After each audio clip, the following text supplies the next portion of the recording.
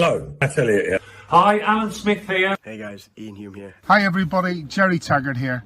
Be sure to watch Chris and Leicester Till I Die TV For all the latest Leicester City news and information. You can also subscribe on YouTube and various social media channels. for the latest updates and news on Leicester City Football Club. Come on, you foxes! Happened in 49, 61, 63 or 69 when they reached the final. But the class of 2021 have delivered. Leicester City are FA Cup winners, three makers at Wembley. They have blown their rivals away. They have blown us all away in truth. Premier League champions 2016. The amazing Leicester City.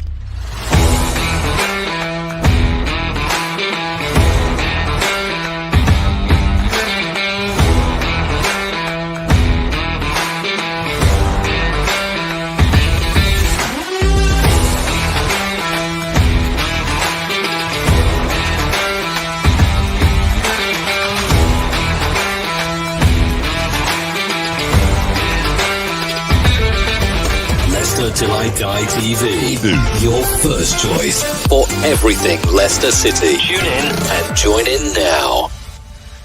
Right, Chris. All right there. How the devil are we all? Good afternoon. I got it right, Nate. Good afternoon, good morning, good evening, good day, wherever you are. It's a double whammy at the moment because we're getting ready for the live watch-along. And on my other screen, I've actually got a replay of Man United getting stuffed by Everton. Well, I say stuffed. Yeah, we'll call it a stuffing, shall we? How the devil are we all? I'm a bit nervous. I'm not going to lie. Nippon, good evening, good afternoon, good morning. How the devil are you, sir? Welcome along. I think it's match day 32. I'm struggling to keep up because obviously all the matches have been arranged, but we are playing Crystal Palace, and it's the watch-along.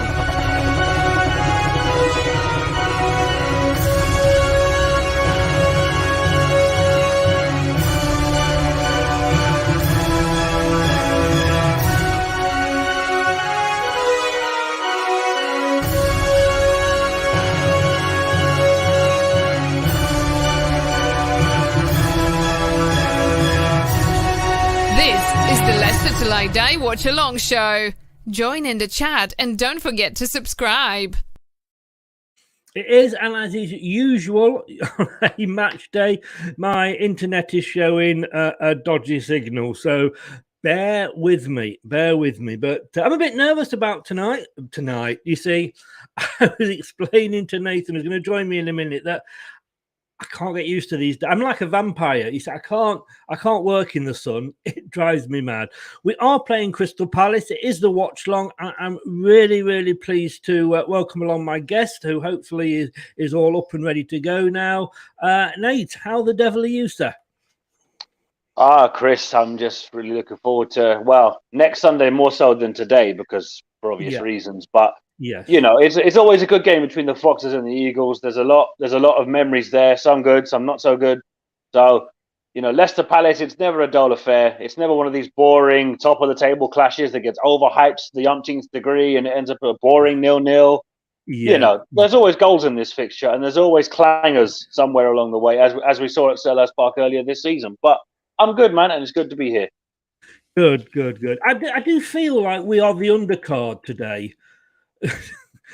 to the match later, which, you know, I presume you were alluring to. And I say totally, you look at these matches, you think they're going to be the best matches of all, the match of the season, because it's the top two teams, and of course it ends up being as you say, a 0-0. But yeah, I do feel like I'm the undercard to the main boxing match. But Nathan, sorry, you were going to say.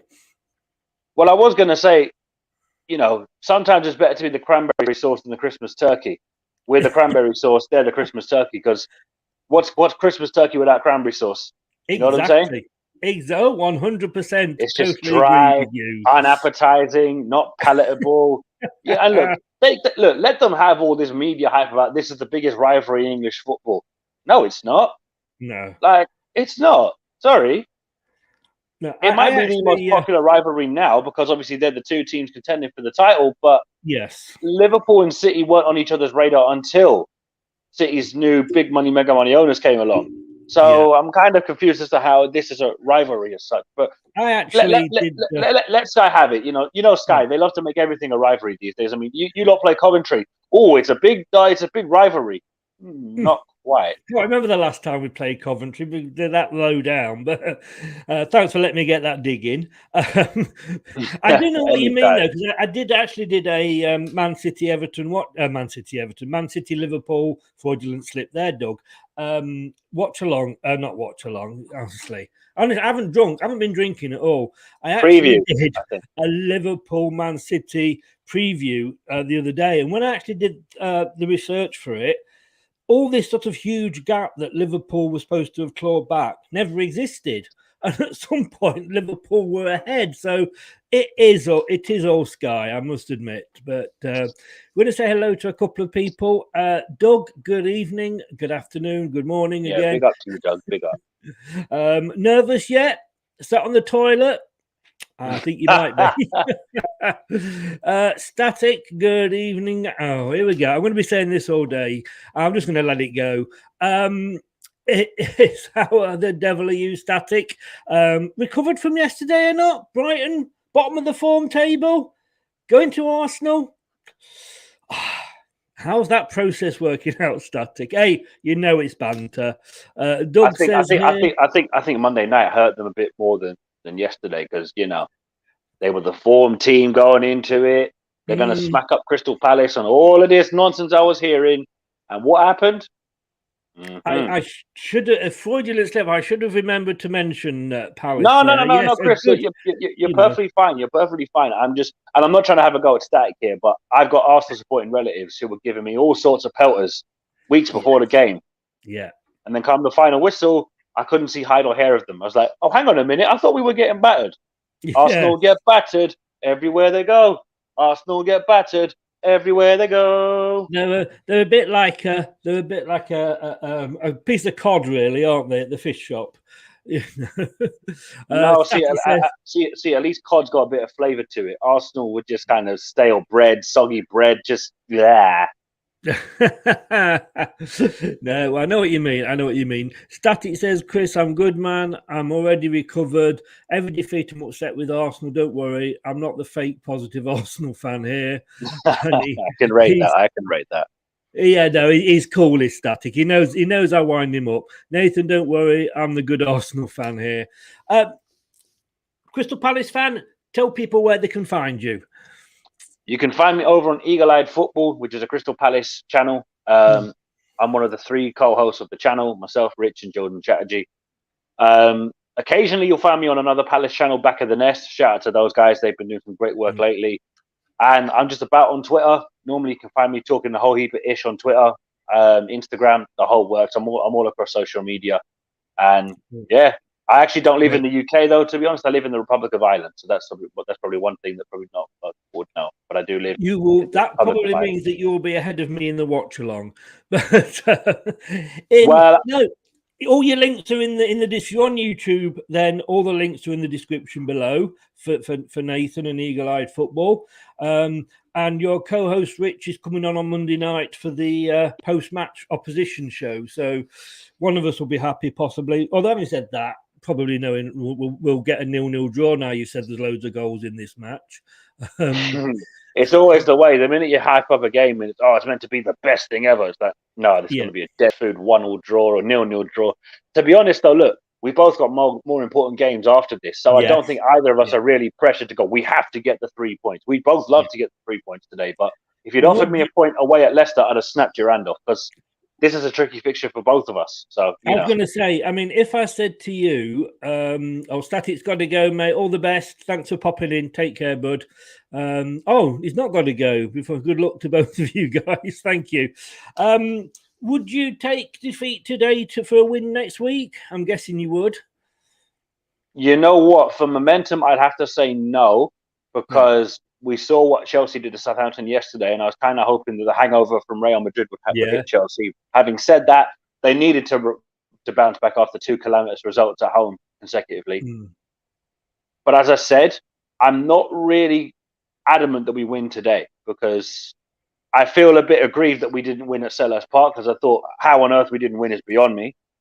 I have got to totally agree with you on that one. Yeah, yes. You know, but at the same time, I know that this is what Palace and as Leicester do. When you expect them to win, they somehow muck it up. When you don't expect them to win, you're looking at yourself going, how the bloody hell did we do that? Look at Man City away, for example. I thought we were going to get peppered, served up, put in a spliff, roasted, cooked, you name it. I thought we were going to get it.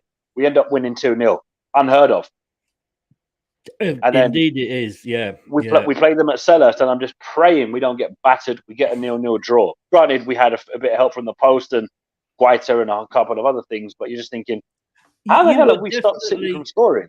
You were definitely the better team in that first game. I mean, I think we went 2-0 up completely against the run of play.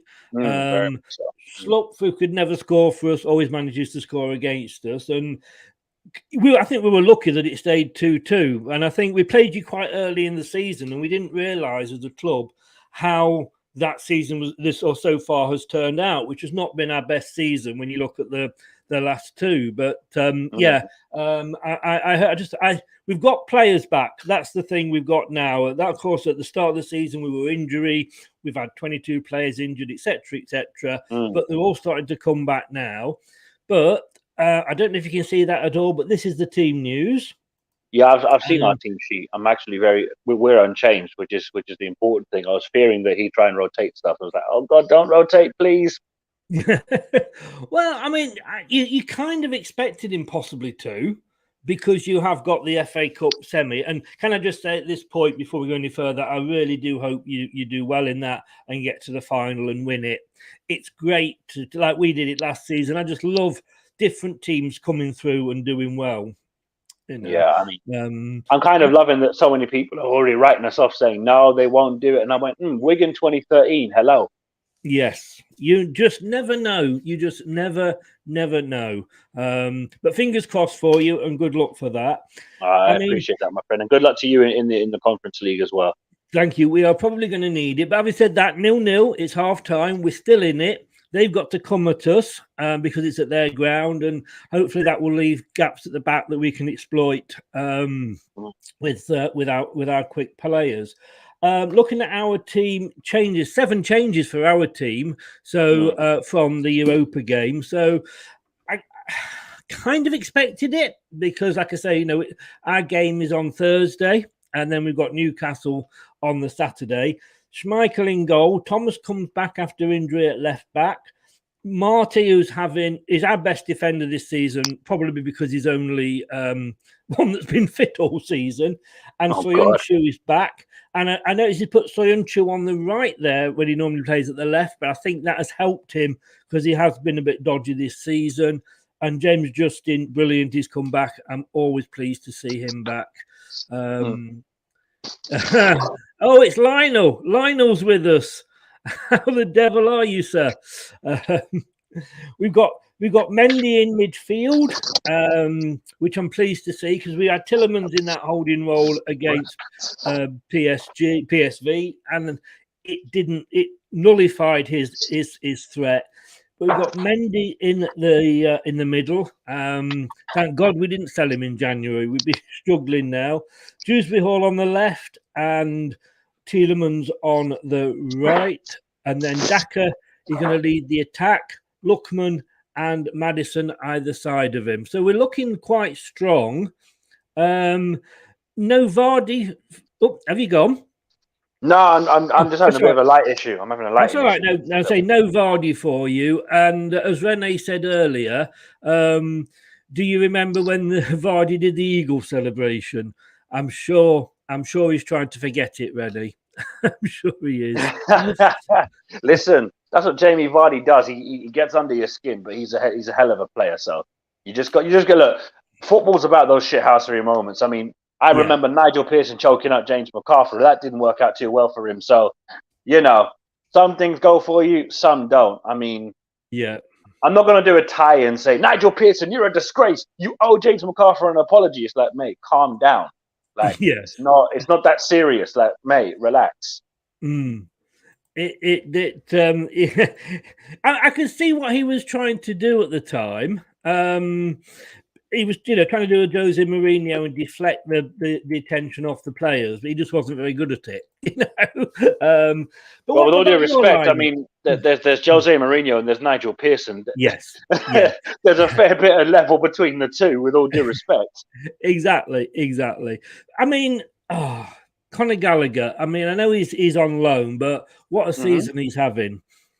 Oh, it's, you know what? My fear was looking at Patrick Vieira coming in and the players he brought in and all that. I said to people, bare minimum 17th, and you've got to be happy with that for his first season. Obviously, I didn't think we'd be 9th coming into the last 8 or so games of the season. But Conor Gallagher, it didn't surprise me that he was a good player, because at West Brom, he was probably one of the few bright sparks in an absolute, excuse my French, dog shit team. Because that's what West Brom were. They were awful. You just hated playing West Brom. You were like, my God, they're crap. You know what I mean? Yes. You never look forward to playing West Brom at the Hawthorns, even though I do like the Hawthorns as a ground and I like the Baggies fans as a fan base, but their football just makes me want to put bleach in my eyes. And I know, I know, having had Hodgson, you're thinking, what, Nate, you're not really that far off them, which is true. But bringing in the likes of Conor Gallagher, bringing in Michael Elise, bringing in Mark Gurhey, Joachim Anderson, it's kind of been refreshing, because the last few years we've just stagnated and had players that did well for us over the years, but you could see it was time to move on. Like Mamadou Sakho, Van Arnholt, Cahill, Dan, who else? Good Lord. James McCarthy, he was just pure injured all the time. There were enough players there that you just thought, you know what, their time has come to go, and we need something new, and that's exactly what we did. And you look at the signings we've made, and you're thinking, nobody would have got Elise for 8 million now, having seen him in the Prem. But the fact we got him for 8 million, you're just thinking, you're laughing. That's incredible business. Eze, the same, was only 16 million, and people still think we paid 25 upwards for him. You're thinking, 16 million for Eze? Yeah. You got to give Dougie Freedman credit, because as much as I remember famously, we played you in the Championship in our promotion season, and it was at Leicester away. We started singing, "Oh, Dougie Freedman, what have you done?" Because he'd left us the week before. Right. Now he's back and he's made all these signings. You're like, you know what, Dougie, you're forgiven. Fair play, you're forgiven. all is forgiven. Just don't ever fuck off the Bolton again. Are we? We're not fickle. But in fairness, if you look at it, like, he left a team that was 4th in the Championship for a team that was 14th. Yeah. Do you know what I mean? You're thinking, like, you've built this team to where we are. Why are you leaving for a team that's destined for League One? Look, nothing wrong with League One. I mean, I've never seen Palace in it. We came close in 2010, but we felt betrayed, because this is a club legend. It's not like it's a manager that's done well. This is somebody who has played for the club, has worn the club shirt. It's like, oh God, it's like Emil Heskey, for example, being Leicester manager. Yes. He does really well to get you, I don't know, let's say he wins a League Cup and an FA Cup, right? And you're thinking, Jesus, Emil's done brilliantly. Then he buggers off to a team that he's got no connection to. You're like, what the fuck? I know. Like I say, though, we're nothing if not fickle. But you pleased with that lineup, are you? Yeah, I mean, a lot of people have been shocked at how Mateta has come back into life. He's been that soul to soul back to life. There's a quick little quip for you, but it's important for us now to just literally get behind the team, and hopefully we don't pick up any silly injuries today. And look, neither of us can afford silly injuries going into this one. So we've had all the injuries we need for this season. I know, but you know what I'm saying. You look at you look at your fixture coming up on Thursday. The last thing you need is players that, okay, maybe. So, for example, if you lose, let's say Soyuncu today, okay, he wouldn't be a huge loss, but he's still a player you need to keep around in case you have another crippling injury. Well, this is it. And when I look at our reserves, the actual, the bench is strong for us now, and we've not been able to say, that for a few seasons. And when we do get a strong bench, like I say, we have the most injury-prone season I think we've ever had. But what I don't really want to ask you about, kickoff's coming up quite quickly. When Roy left you at the end of the season, I thought, Vieira's come in. He hasn't got any Premier League experience. And I'm not going to lie, I had you down for probably finishing 15th, 16th. Not going down, but, in and around. And I've got to be honest with you, he's, as I've been proved many times this season, I know nothing about football. He's come in, and at one point, obviously, you were higher than ninth. He's slowly moulding that team together, isn't he? He is, yeah. But see, that's the thing, is that we were linked with Nuno Espirito Santo, who went to Tottenham, and that was an unmitigated disaster. Less said about that, the better. Then it was Lucien Favre, who actually Patrick Vieira replaced at Nice, because that was Vieira's last club. And when Vieira's name came out, it was very much left field, like Patrick Vieira. I mean, I'm not gonna lie. It would be a massive coup to get a man of that caliber who's played in the Premier League at such a high level. That would be an absolute coup. But I wouldn't have personally said I was big on his managerial record prior to his appointment. But I said, listen, Steve Parish has given this guy the job, so back him until you see reason not to. And even we didn't win our first 3 games, so we beat Tottenham. Tottenham was his first win of all teams to beat. It just had to be Tottenham. It was the most Arsenal. It was the most ironic thing ever. He couldn't beat Brentford or West Ham, albeit they were 2 very well-earned draws. The Chelsea defeat stung, but it was Chelsea coming off the back of a Super Cup win. You're like, yeah, okay, fair enough. You know, they were always going to be a bit juiced up for that. But since then, you look at some of the results we've got. Okay, some of the performances haven't merited the results we should have got, i.e. the game between us at Selhurst Park, where we absolutely hammered you. I was thinking, if this was a Roy Hodgson team, I'd be swearing abuse at the television. And I mean abuse. Yeah. But because I could see we were clearly on top, I was like, okay, come on, that third goal is coming, and then we got a 2-2 draw. And I remember saying on our show, I said to the lads, it's annoying to draw, but it's relieved that we're satisfied we didn't lose. Because normally we're just pissed that we lost and everybody's miserable. Whereas now it's like, okay, we'll take a draw, but we really should have won. Yeah. You know, and normally with Leicester, Chris, we're like, oh God, it's Leicester, they're going to smack us. Because with Roy, it was very simple. It was same lineup, no subs, get beat, wash and repeat. There was no alteration. There was no like, oh, maybe we're going to make a sub now and change it.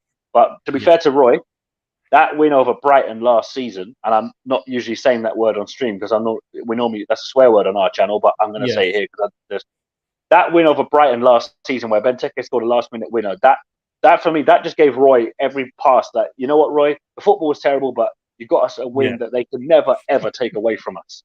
Yeah, exactly. Anyway, the teams I think are getting ready to come out. Just to say to people, on Friday night, I interviewed the ex-Leicester City women's manager, Jonathan Morgan, who brought that team up from nothing to King Power coming in and buying them. Unfortunately, was dismissed earlier in the season, but it's an honest, fresh, and open interview, and check it out. I would say I was a lovely man. I was really impressed with him. Like I say, and he didn't sort of avoid any absence at all. So let's have a look here then. Finally getting to the right thing. Your form going into this game, slightly better than ours, but there's not an awful lot in it. I mean, the Arsenal win was brilliant for you. And you got a draw with Manchester City, and that was brilliant as well. And, you struggled against Burnley. But you obviously demolished Watford. Now, we got the win against Burnley, which sort of stopped their mini revival. We beat Leeds under the new manager. We lost to Arsenal. That's annoying, but there we go. And we beat Brentford 2-1, which, looking at what they did to Chelsea earlier, is is very satisfying. And Man United, we should have won that if it wasn't for VAR. And like I say, it's good. I like VAR, but it's run by monkeys, unfortunately. So listen. If you'd have seen that Liverpool penalty we got given against us, trust me, I'm not VAR's biggest fan either. Even when it benefits us, I'm like, I don't know about that, because the thing is, even if it benefits you, you kind of think, well, look, sometimes it's clear and obvious, and then sometimes you're like, wait, is the arm hair is offside? Yeah, his finger is offside. Yeah. You can't score with your finger, so I don't understand how that could be ruled. If his foot is offside, fair enough. Yeah, you can't score with your blinking hand. Like, mate, come on. Tell you what, we took advantage of it in the FA Cup final. I think it was Chilwell's knee that was offside before he scored, but on that day, I took it. But look, Agent Chilwell knew what the score was. He was like, no, I can't do this to my old club, who literally brought me through the ranks of their club. Oh, he doesn't like us now. I'm not going to lie. He doesn't like us. Well, you know, I mean, he chose to leave for Chelsea, so he can't really sit there and say, "Oh, Leicester did me wrong." It's like, no, you chose to leave. They took the money gratefully and said, "What's that? X amount million for Ben Chilwell? Yeah, we'll take that. No problem." Yeah, definitely. I mean, I can't put a cigarette paper between these teams, and if you look at it there, I mean, we're literally almost an identical form going into the game, almost an identical goal difference, exactly the same points. And, you know, even on this, you know, 8 wins each in the Premier League and 5 draws, but we are unbeaten in 5 against you, which I was surprised at that. I thought, but when we do seem to lose to you, we seem to lose by a large margin. No, but see, the problem with that, Chris, is that you see how you're saying you're unbeaten in 5. That's Hodgson tax for you. Roy set us up to just defend. We would park 6 different bus garages in London across our goal mouth. That's what we used to do, and I understand Roy did that for that. That's what got us to where we are. But it was just like, can we even have a shot? Not even on target, just a shot. Just put the ball in front of Kasper Schmeichel, see if it goes in. How about that? No. It was literally just negative Katie Hopkins football, to quote expressions. Like, I never thought I'd hear those 2 words on a stream of mine, Katie Hopkins. But there we go. But that's to describe the football. It was that ugly. We're like, mate, this is just as bad as Katie Hopkins. Oh my God, please. You know. But right, the players are lined up to the theme, and the music's playing, and we will be right back for the live stream straight after this.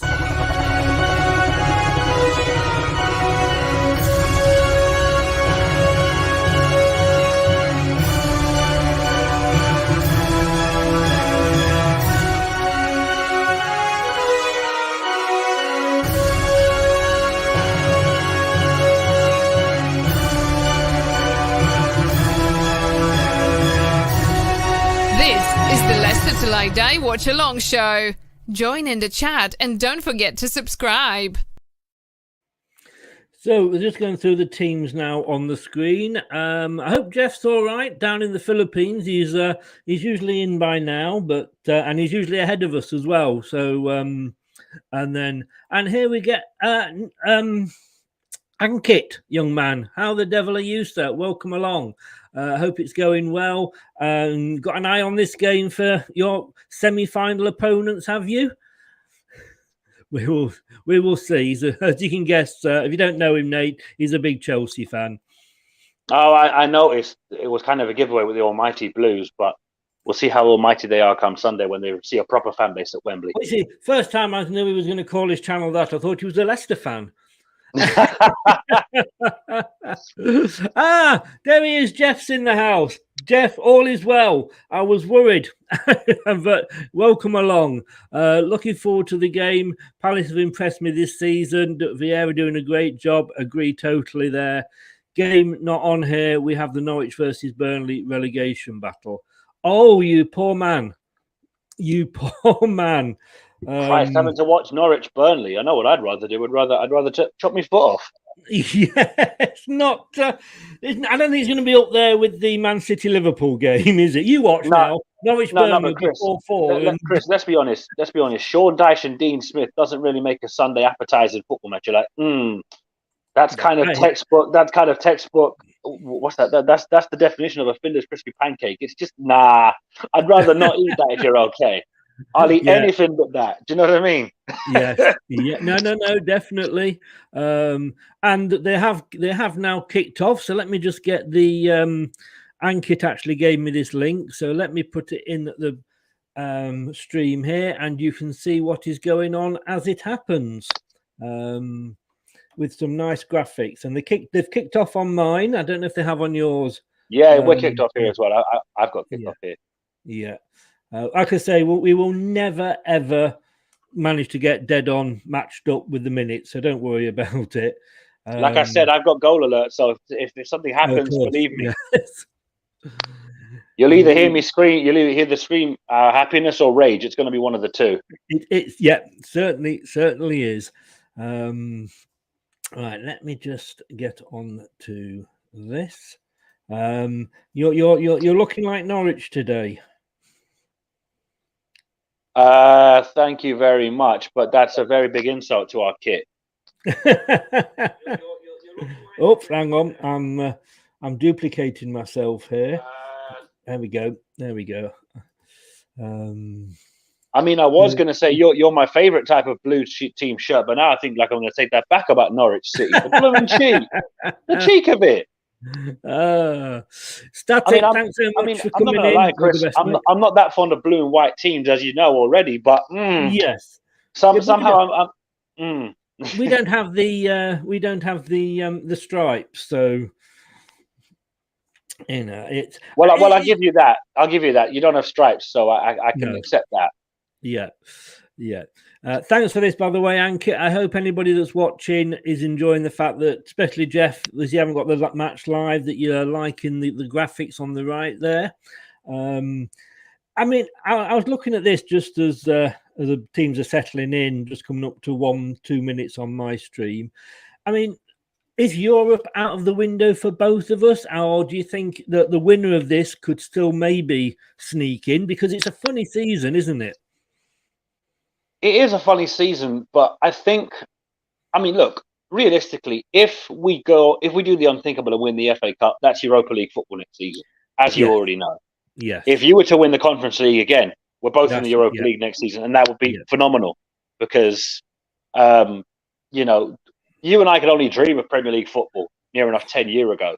Exactly. We were both in the Championship, and if somebody had said to you, Chris, you're Leicester City, a team that's won 3 League Cups in their history prior to 15-16. You're going to become Premier League champions in 2016 against all the expectations in the world, right? You'll win the FA Cup 5 years after that. You look at that person and say, what have you been drinking? Because whatever it is, I want some of it.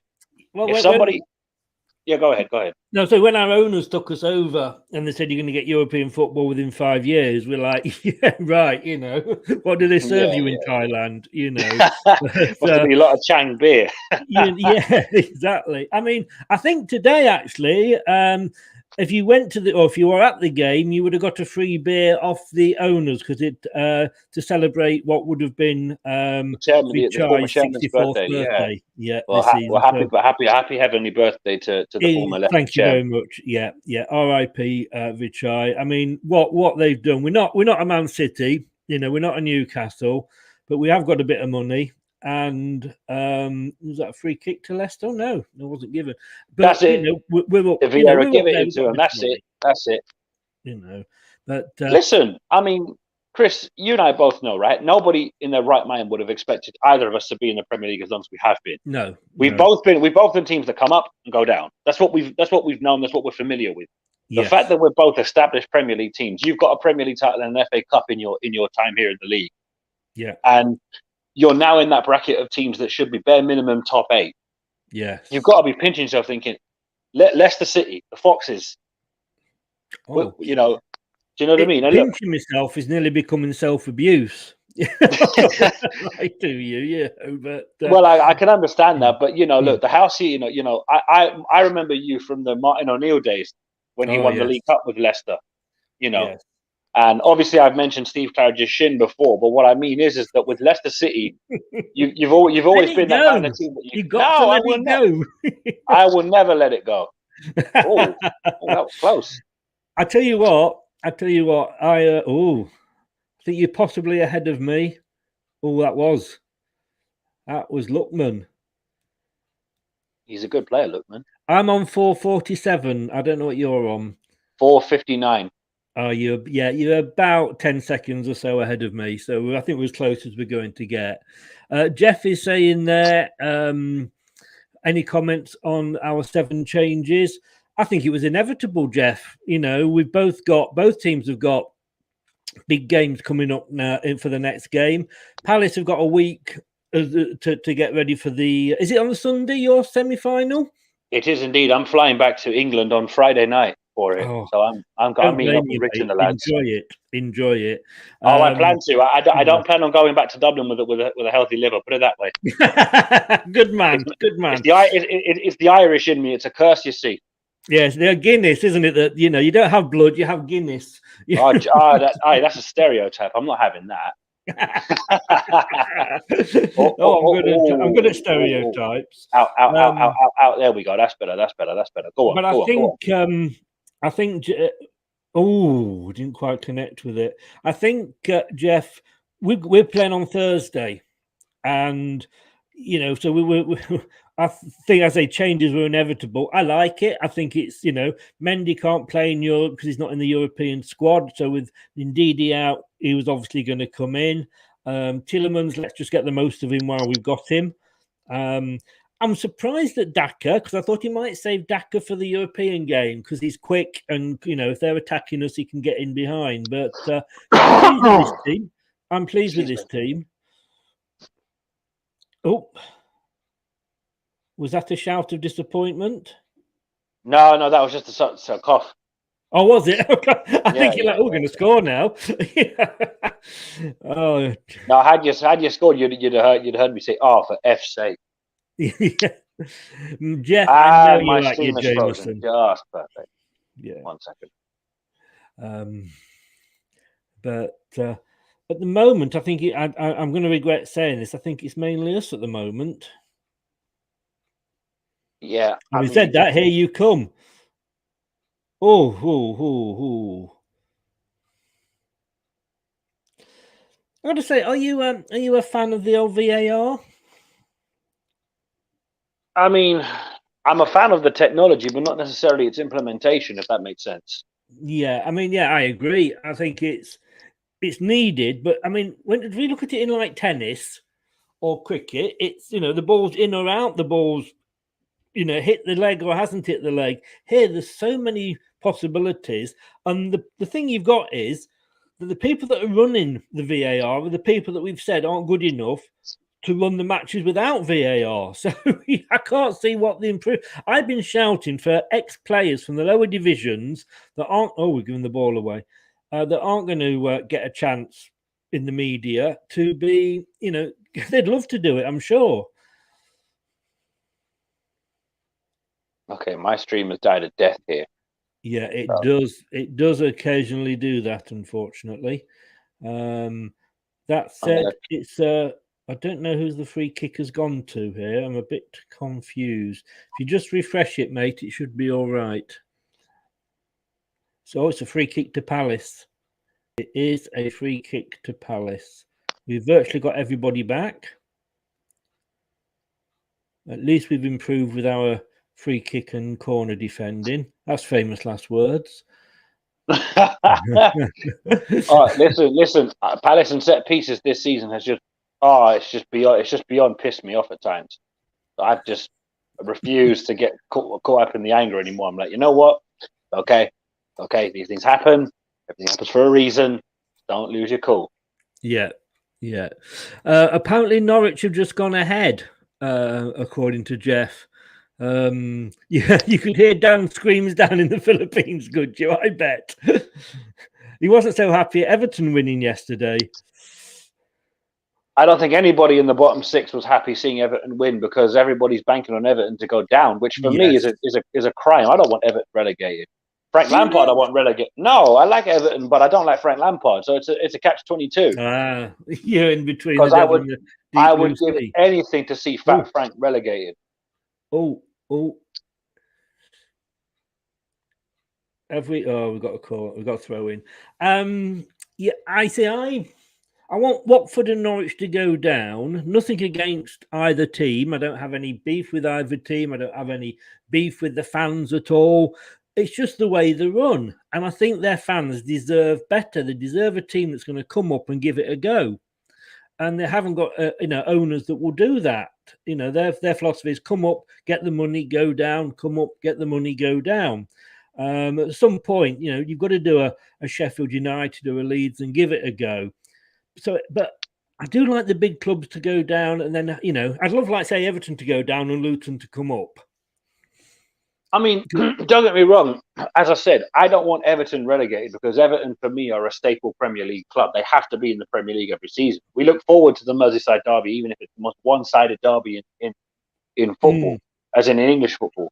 Yeah. But See, because my hatred for Frank Lampard stems from him talking about how the Palace job wasn't big enough for him. I said, so you didn't want to take on the Palace job because you didn't want to fight relegation. Oh, how karma comes back to bite you on your fat lumpy behind. You absolutely. Oh, it does. It does. Yeah, you got to be careful what you say. And bear in mind, I think Crystal Palace are a lovely team, and I really like the way you play.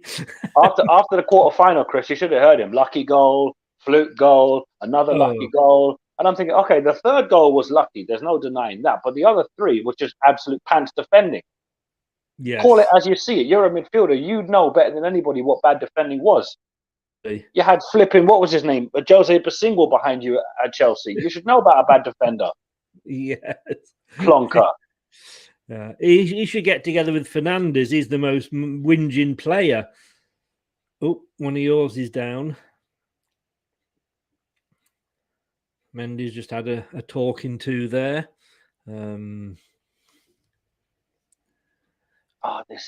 that was a bit late. I'm surprised he didn't get a booking for that, to be honest with you. Oh, yes, he went in there, Mendy. That was a bit rough.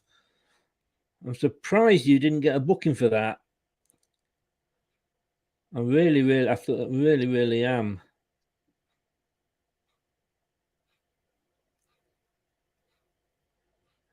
At least I think we're in this game more than we were in the game earlier in the season. Yeah, I mean, look, it's still very early doors. I mean, I can't even tell you. That sort of way. I'm just thinking, let's just ride the game out initially and see where we go from there. It's a bit difficult. It's with the season we've had, mate. We take any glimmer. I hear that. Trust me, that was us under Roy Hodgson. It was, listen, we get a free kick, we're riding with the free kick. There was no complacency. It was just like, no, listen, we got a free kick. It's cool. We're fine. We're fine. Whereas now we get a goal. We're like, we're being spoiled. What's going on? We don't score goals. I don't like this. I don't like my team doing well. It's not new to me. Oh, sorry, I'm not used to it anymore because for years it's just been awful bad football. Like, not good. Jeff says our Palace fan bears no grudges against Lampard. No, he hides it very well, Jeff, doesn't he? You wouldn't know. You wouldn't know. I've never liked him, even when he was at Chelsea. I never liked him.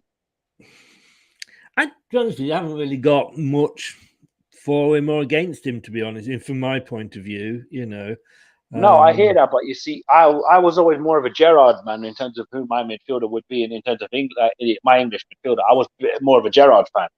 Yes, and I could never understand the obsession with playing Gerrard and Lampard for England. It never worked. It never did it? No. No, like you're trying to play two box-to-box midfielders together and expect them to both do the same job at the same time. It's an oxymoron. One stay back, one go forward.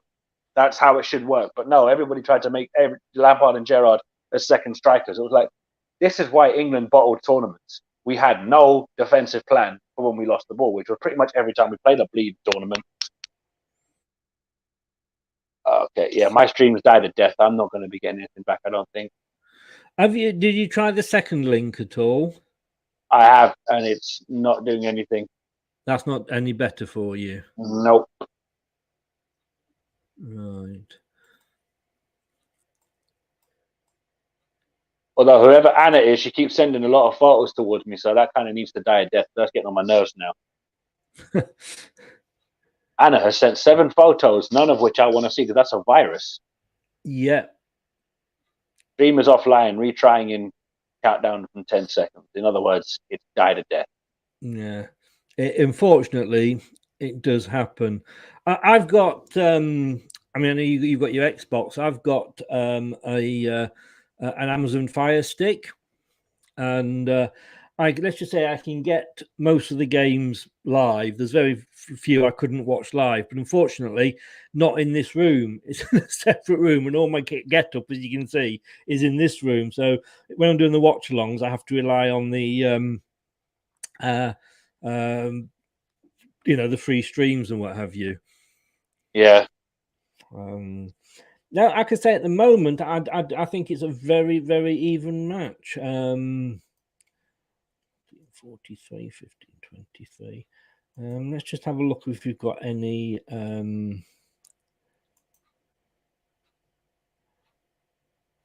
any stats at the moment. So it's 54% to 46% to us. So not a lot in it there. 2 goal attempts for us, 1 for yourself. You've had the most free kicks, so yeah, it's pretty even. To be honest with you, but Mark Lawrenson's gone for your team to win. By the way, oh, that's the kiss of death. Yeah, we're buggered. That guy is just. Mate. We look at it and we go like, yes, he's picked Crystal Palace. Come on. Yeah, we see that and we're like, fuck, he's picked Crystal Palace. Why? Yes. just why? Yes. Yeah. Nobody's really taken this game by the scruff of the neck yet. I think we're trying to feel each other out because we both know we've got the potential to rip the other team apart. Let's be honest, you've made so many changes that could really disrupt your rhythm because these players don't play every week. Yeah. We've played the same team, but we know better than anyone. If we give Leicester the opportunity to run in behind us, we will get punished. Yes, because that's what happened in the last game. Anderson tried to play a clever pass; it backfired horribly, and Iheanacho and Vardy punished him. So we don't want to repeat the same mistake twice and have lightning strike twice because that's asking for trouble. You're asking to be punched. You do that. You are. You're closing us down well, though. Oh God, Maddison. Was it Maddison? No, I'm not sure. It might have been Mendy. Can't see from here. Just let it absolutely go under his foot. We pass it around a lot, and he does like his fancy football, Brendan Rodgers. There's a lot of passing. It looks good, but it doesn't take us anywhere. We play the crab game, as they used to call it. Oh, God.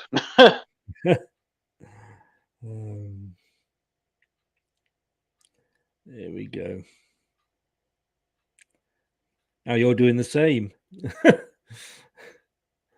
Yeah, we started this season off. We were like I say, we've had 9 defensive injuries at some point this season. It's been really bad. The defense. Oh, Palace are through. Palace are through. Takes a shot. Oh, Mattia. Mattia. Is it Mateta? Yeah. He broke through there, straight through our defense. He had a run. I think it was Soyuncu came over. We had a good shot, and Kasper's left hand. It was Soyuncu. Kasper's left hand got in the way, so it's out for a corner. I mean, earlier in the season, I've got to be honest with you. If we, if the opposition got a corner, it was like a goal because we're just so bad at defending. We were doing zonal marking, same as us.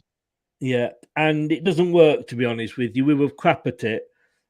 I remember watching one game and the commentator said, "Oh, there's a corner to whoever we were playing. That's as good as a goal against Leicester." 2 seconds later, the ball was in the net. Oh, commentator's cursed. There's nothing more infuriating. Because what was it? You got another corner here. Because I think we played Liverpool and they said, "Oh, Crystal Palace have conceded the most goals at home from corners this season." I went, "Shut up!" Virgil van Dijk scores. I went, "You dickhead! You just had to say it." Exactly. You couldn't have not said it. It's no secret. But you know how it goes. Commentator's curse is never no. It's never a welcome thing unless it works for you. You were nearly in there as well. A header. Not sure who it is. I can't really see, but a header for you, just going wide. That's how close it was. Oh, he broke away. No, it wasn't far away. Can't see what number it is there. It was Joachim Anderson. I've got it in front of me. Does it? Right. Okay. It probably says Anderson on the. I can't see the graphics. It's too small for me. No, I've got the Sky Sports commentary on. Oh, right. To be honest with you, though, it was a good. He broke away from our defenders very well. He turned around the back. Mendy. Now, good ball. And Marte should have done better as well. Come on, Thomas. Come on. Look then back to Marte. No, Mendy. Soyuncu. Here we go. Play it around the back again.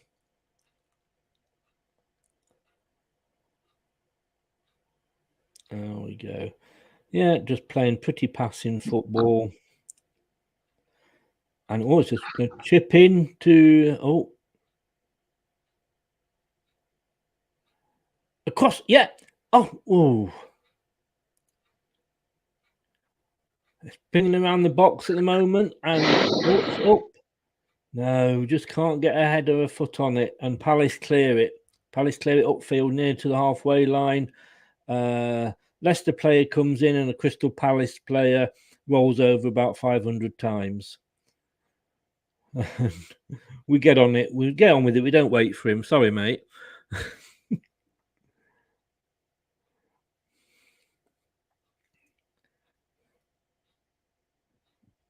I was watching us the other day against PSV, I think it was. I think we had a time where we had played 31 passes, and at the end of the day, we just threw it away.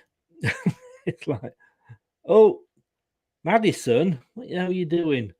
It's a free kick to Leicester.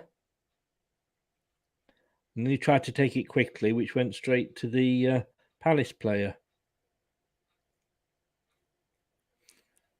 I do like your kits, by the way. Apart from trying to call us bloody Norwich City. Blooming cheap. I did a stream at the start of the season, and where I reviewed home and away kits, and I do like both of yours. I do like those bold colours. I actually like our third kit this season. It's a nice throwback to the amateur team that played in 1861. By God, do you remember it? No, I don't. But that kit throws back to that amateur team. Yes, yeah. Madison's free kick into the box. Who's on the? Oh, nobody's on the end of it. It goes out for a goal kick. So Untu couldn't quite control it there. Do you know your sort of strip now? It's red and blue stripes, isn't it? Yeah. Didn't you used to be slightly different colour to that? We changed to red and blue in the 70s, I believe, because we used to be claret and blue. So we got our original colours of Aston Villa. Right. I thought until the stripe was it was still a stripe, but it was like more of a goldy and rather than a red. It's like No. So in a nutshell, basically, we got our first kits of Aston Villa, and we played in claret and blue, like Villa and West Ham, until Malcolm Allison came in the 70s. I think it was in 73. I think I could be wrong, but he changed it from claret and blue to red and blue, and that's where we got the the red and blue stripes from. And then we changed the club nickname from Glazers to Eagles, because obviously the name of the team comes from the building, the Crystal Palace. Right. Yeah. And then he changed it from Glazers to Eagles to Mira Benfica. Ah, right. So because Malcolm Allison was a big showman kind of manager, he wanted Palace to be this just a tad. Yeah, but you know Big Mal. I mean, if you remember him, you knew what he was about. But that's kind of where the red and blue comes from, because obviously we're not synonymous with red and blue our whole history. It was more claret and blue until 73, and then it's been red and blue ever since. I'm just looking at your like you say, claret and blue strip. I never ever knew that. Yeah, one of the most famous nights in that claret and blue strip was smacking Man United 5-0. Yeah. Yes, definitely. See, that was before they were this juggernaut, because at one point they were actually just there. They weren't what they are now, but no. To see them lose to Everton yesterday was like, my faith in football has been restored. Yeah, I bet. I think I must be making this up about this other colour. Then I'm just going mad. No, I'll blame the age. The thing is, Chris, we prefer to have yellow away kits. For some reason, yellow is an obsession of a colour for Steve Parish. More of our away kits under Parish have been yellow than any other colour. Right. They claim that yellow is a lucky colour for us because we had yellow in, I think it was 1991 when we played in the Zenith Data Systems Cup, which was donkey's years back. This is the old Full Members Cup. This is the trophy that you had to play in if you weren't in Europe. We had a white kit for the famous 1990 FA Cup run, which we all know how that ended. Yes. Yeah, that hurt. I wasn't alive back then, but I wasn't alive back then, thankfully, but still. No, I found the strip I was on about. 90. Oh no, that's still blue and that's blue and claret and blue. I think I'm getting mixed up with the claret and blue, and I was getting my colours mixed up because that was the shirt I was thinking of. Just looking at it now on a website, it was like your 1967 to 1971 claret with thin blue stripes. I'm thinking. I know which one you're talking about. I think I know which one you're talking about. Yeah, it was. That's what I'm thinking of. With these very thin blue stripes and the claret. I just got in my mind it wasn't a claret. It was more of a sort of a gold. But no, that's the one I was thinking of. But yeah, it's funny when you look back, isn't it, and see. Thank you, Jeff. I've had too many Jamesons. That's what it is. That's wicked stuff. That's why you're colourblind. Yeah, but so 26 minutes gone, coming up to the half-hour mark, still 0-0. Nothing to excite the neutral, really, if we're totally honest. Let me try that link again, see if it'll work.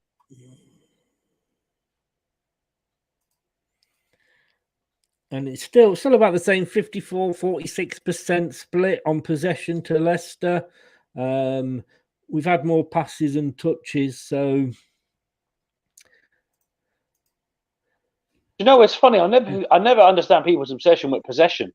It's really weird when people go on about it. Like it's like you can have all the possession in the game, but if you don't put it in the net, it means bugger all. Like, exactly. I mean, when we won the Premier League, we won it with the least. Here we go. Now you sound like a bloody Liverpool fan. Oh God, here we go. Yeah, jealous. 100%. Not even denying it. Of course I am. Yeah. But no, we won that. We didn't play a possession game at all. You know, completely the opposite, if I'm honest with you. But and what annoys me, the stat I like to have a go at is the shots on target, or how many shots, you know, because you can be playing a we played Randers. Yeah, that's not good. Yeah, somebody's down. Tyrick Mitchell. That's not good. Oh dear, we can't afford to lose him. And this is what I was worried about this kind of game, is that neither team can afford injuries. And I'm not necessarily going to accuse anybody of anything, but any player going down, not good. Not good. He's staying down, isn't he? He's not getting up. Have you got your link back, by the way? I don't know yet. I haven't right. been able to check. Yeah, he's staying down, in fairness to him. Which is why I'm surprised that no changes were made because of that. You know, with you having the we don't most don't really have a backup left back, Chris. That's the thing. We don't have a backup left back. We've literally got one left back at the club. Not good. Then, let's be honest. I mean, well, no, I'm kind of misleading you there. We do have another left back, but he's an academy graduate, and I don't think playing a kid in a game like this would be ideal because he's done well in the FA Cup, but the cup's a bit different. The cup, there's no real pressure for a kid to develop to deliver. But if it's in the Premier League and there's points on the line, you know, it's not ideal. But hopefully Mitchell will be okay. We kind of need him to be all right. Oh no, he's okay. That's fine. Mitchell seems fine to continue for now. And the game has restarted. Phew.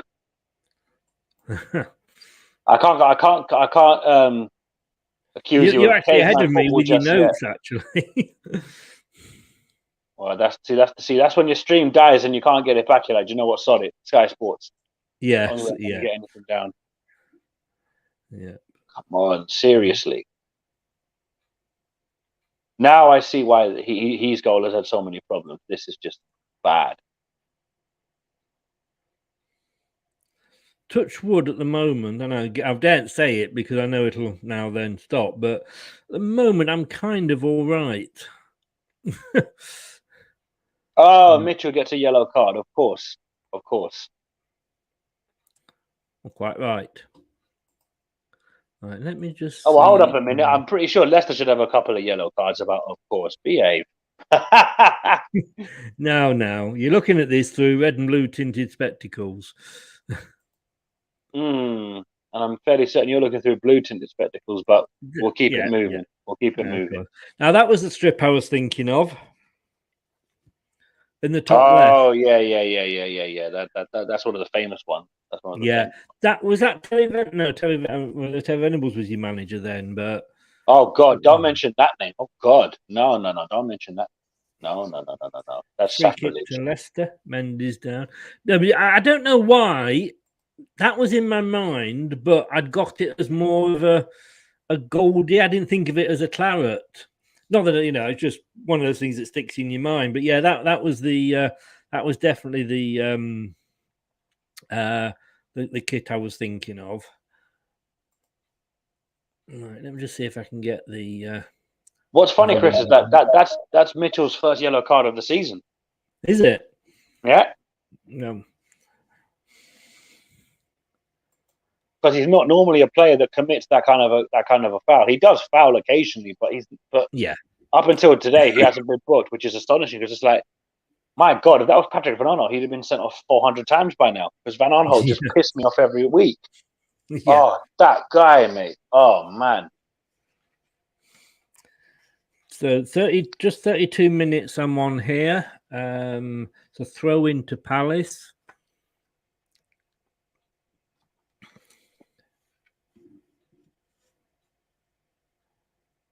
Leicester just boot it up. The Palace Twitter account is taking an hour and a day to update. That's embarrassing. I mean, how shit is your Wi-Fi? Yeah, you got Arteta in charge of your Wi-Fi. I mean, from a neutral's point of view, they probably have turned over and are watching Norwich Burnley because this game isn't the most exciting. Shots even off target are of a minimum at the moment. Look, there's nothing really to play for between us, really. Like if this finished 0-0, neither of us will go away thinking, "Oh, that's a crap result." We'd all think, "No, that's fair, but that's fair enough." Yeah, I mean, I think we're 10 points behind Wolves, aren't we? So, okay, Mitchell's come off. That's not good.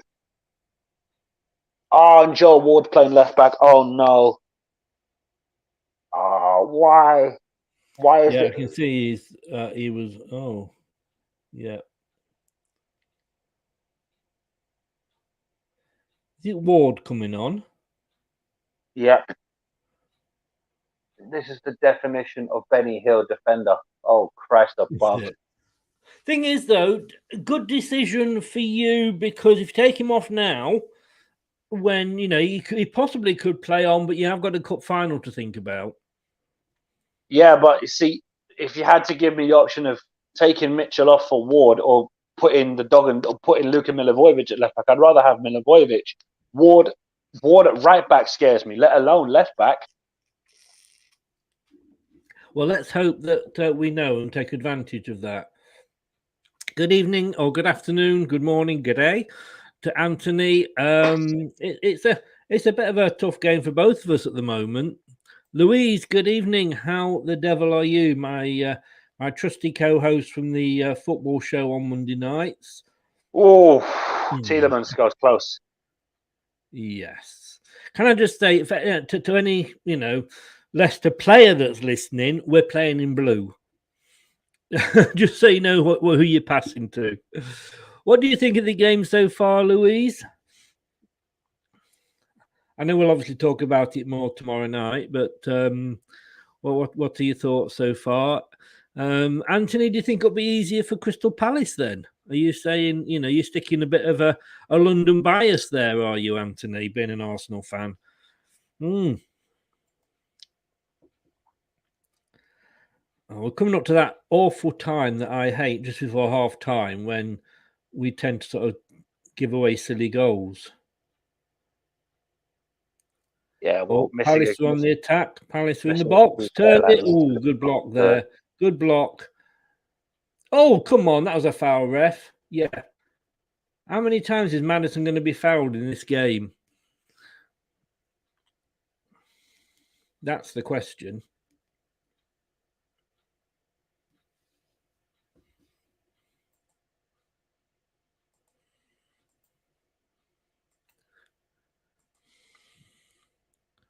I think he's taken over from Grealish as the most fouled player, and that's only because Grealish doesn't get that many games. I think it's also a case of Jack Grealish at Aston Villa needed to win fouls to give Villa a chance. Whereas at Man City, if a breeze blows them over, they get a free kick. Scandalous. Of course, I will point out Nathaniel Klein left Selhurst Park with £100 million in his back pocket, which was always fun. Not bad for a free transfer former academy graduate. No. If you can get some money for these players. Oh, Palace on the attack. Oh, straight into Schmeichel. Well done, Schmeichel. Down and collected it. Oh, well. What are your thoughts on Roy going to Watford? Do you think he can keep them up, or do you think it's just a disaster waiting to happen, really? Okay, I'm going to try and speak as unbiased as I can because I don't like Watford at all. Yeah. For Roy to go to Watford, I think it's a smart move for him because that man will not stay away from football. No. He'll be in his coffin is when he'll stop. He just loves the game, even though his football's awful to watch at times. He does love the game, and he can get a very good result if his tactics are spot on and he plays the way he knows how he can. I don't think him going to Watford at the time he's gone there was the smart move for him because that Watford team can't be safe. No, I agree. 1-0 Leicester. Oh, is it? Yeah, Ademola Lookman. Oh, let's have a... I won't get too excited until I don't know you're winding me up. I'm not lying. You do sound a bit down. At the moment, we're still passing it about in... Oh, here we go. Someone's on the run. No, we've given it away. Oh, I'm still on the... What? What time did they time that at? 39th minute. Oh, I'm still on the 38th minute. Bloody hell.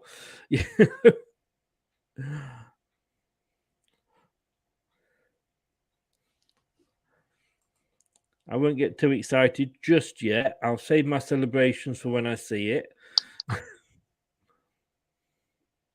Dewsbury Hall got the assist, just so you know. I do rate Dewsbury Hall. Here we go. Yeah, he's got it now. Dewsbury Hall through. Oh, yes! I know it's 2 minutes late, but yes, what a ball from Dewsbury Hall. It went straight through your guys. I'm sorry. It went straight through the Palace defence.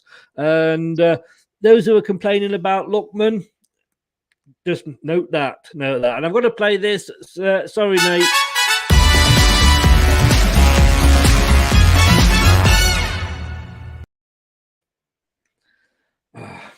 Had to be done. Sorry, mate. Okay, just remember 2-0 up and you effed it up. Be careful. Because if we put you in a spliff, you're holding corn. Just know. No, you're quite right. I mean, 2-0 up against Tottenham. I mean, what a through ball from Dewsbury Hall.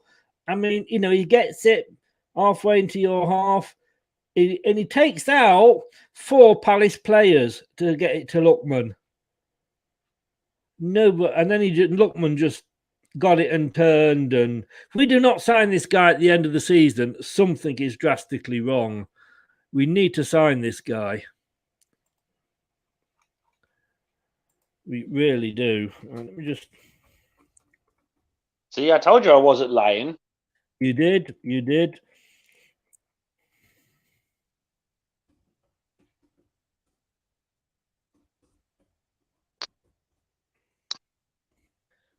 indeed.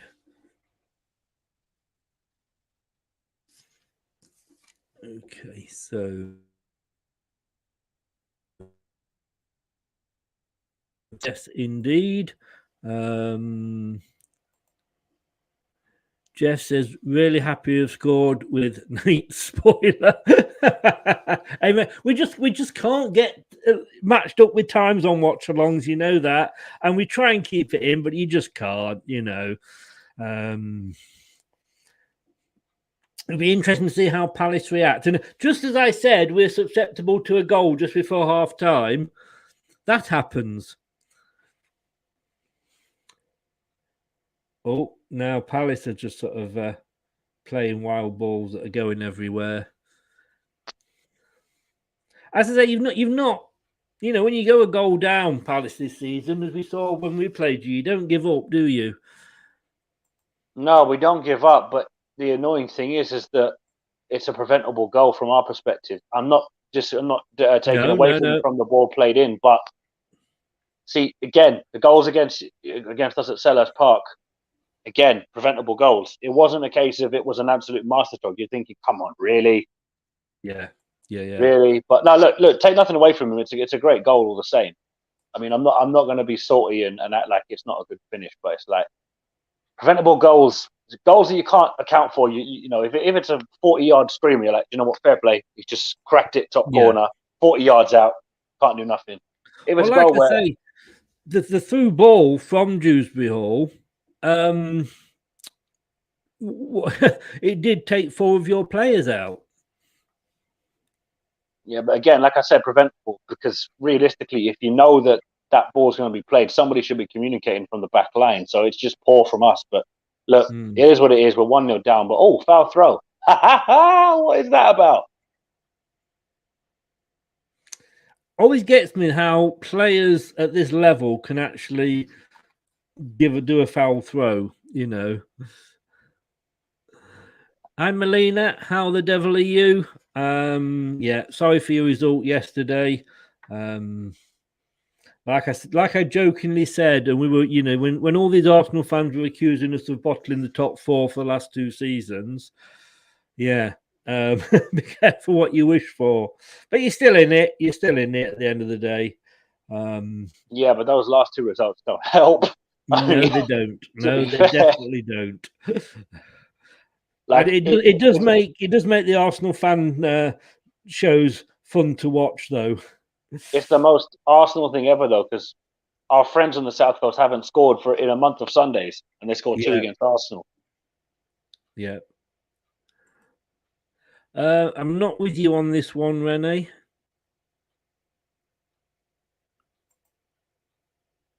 Oh, wow. And I think they're showing it's half time there as well on 2-0 the stream. Sorry? 2-0. No. Yep. Dewsbury Hall. Oh my God. What?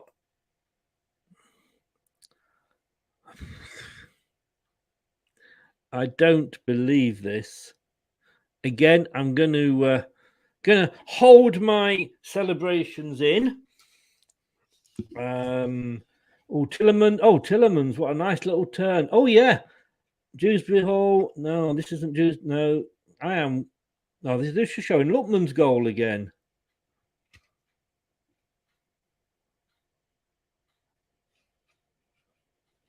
That must have been literally an injury time then.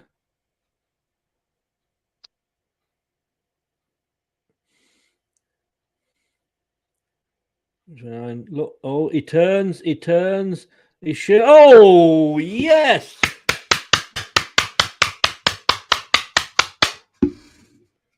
Oh, what a goal!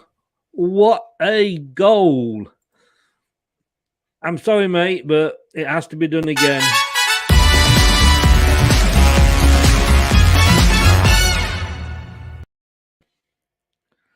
Do you know, when I started doing these watch-alongs, we couldn't win a bloody game. Now we seem to be doing watch-alongs to winning games. Oh, but again, you know, we know what 2-0 up against Palace means, Nate, don't we? Let's just say Vieira's team talks can be very effective when we're 2-0 down. So enjoy your moment, but bear in mind the last time you were 2-0 up against Palace, a Vieira team talk did wonders. You're quite right. No, in fairness, listen, look, if you're 2-0 up, you've got every right to celebrate. I'm not even angry. It's just like, yeah, knew that was going to happen. So fair enough. We move. Yeah, like you say, we move on. It's a mistake from Mark Gurley of all people. If it was Joel Ward, I could live with it, but not him. Oh, that's just annoying. It was a screamer. I'm not going to be. He just turned your defender. 45 minutes. And we are on half time. Jeff, is that his first Premiership goal? I'm not sure. He's obviously scored in Europe. I think he scored already in the Premier League. I'm sure somebody in the text will in the chat will tell me. And that's half time. Thank Christ for that. Put a rocket up their arse and put these Leicester idiots in a spliff. 2-0. Come on, man. Seriously. Twice this season. May. Oh, and both doubles coming in the first half as well. Oh, nearly a third for Maddison at the end there. Right, I tell you what, just while I am going, just to update that is Shrewsbury Hall's first goal for Leicester in the league. Is it? Yeah, it is. Right. Because according to his Wikipedia pages, he's got 19 appearances, 0 goals. So that is his first goal for the club in the Prem. Fair play to him. Oh, yeah, fair play to him. I do tend to find sometimes Wikipedia lets you down. I've often done an interview with like an ex-player. They haven't updated it. That's the thing. They don't update it until the game's over. So that will be updated after the game finishes. Yeah. Now, I remember talking to an ex-player and I said, oh, you played this? Or we went, no. I played more than that. And I'm like, oh, Wikipedia, thank you. But I'm just going to update a few things. So give us your thoughts while I'm doing that, Nathan. I know it's not been a good first half, but give us your thoughts on that first half. I mean, Mitchell going off doesn't help. It is what it is. But we've been here before, 2-0 down to Leicester at half time. That's all I'm going to say.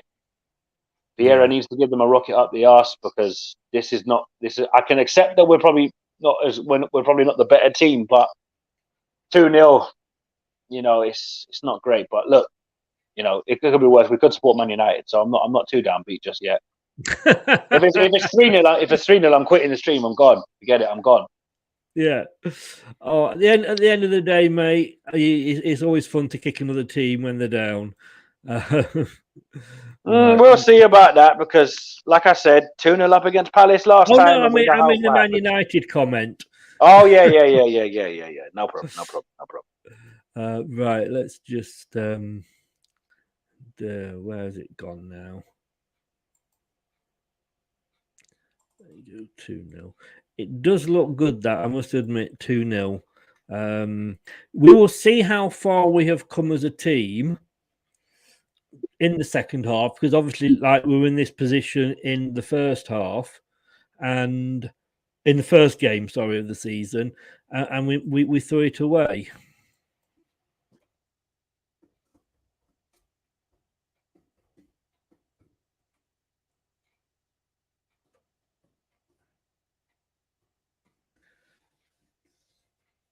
Right, everybody, I'm just going to go and use the little boy's room. At least they can't score, which is not normally happens. I'll be back in a second.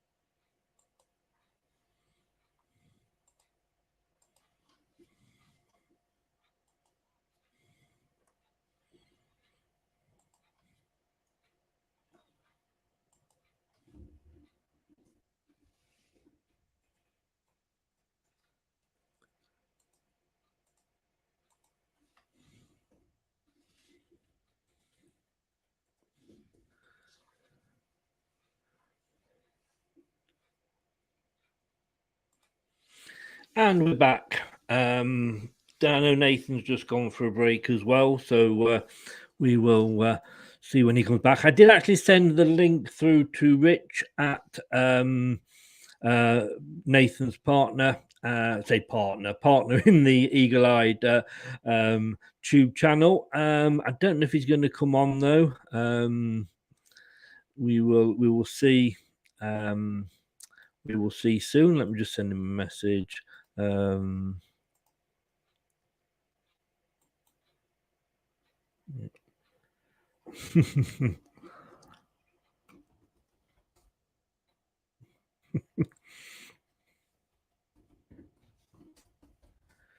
said he's going to try and find a quiet time to come on. He's with the family today.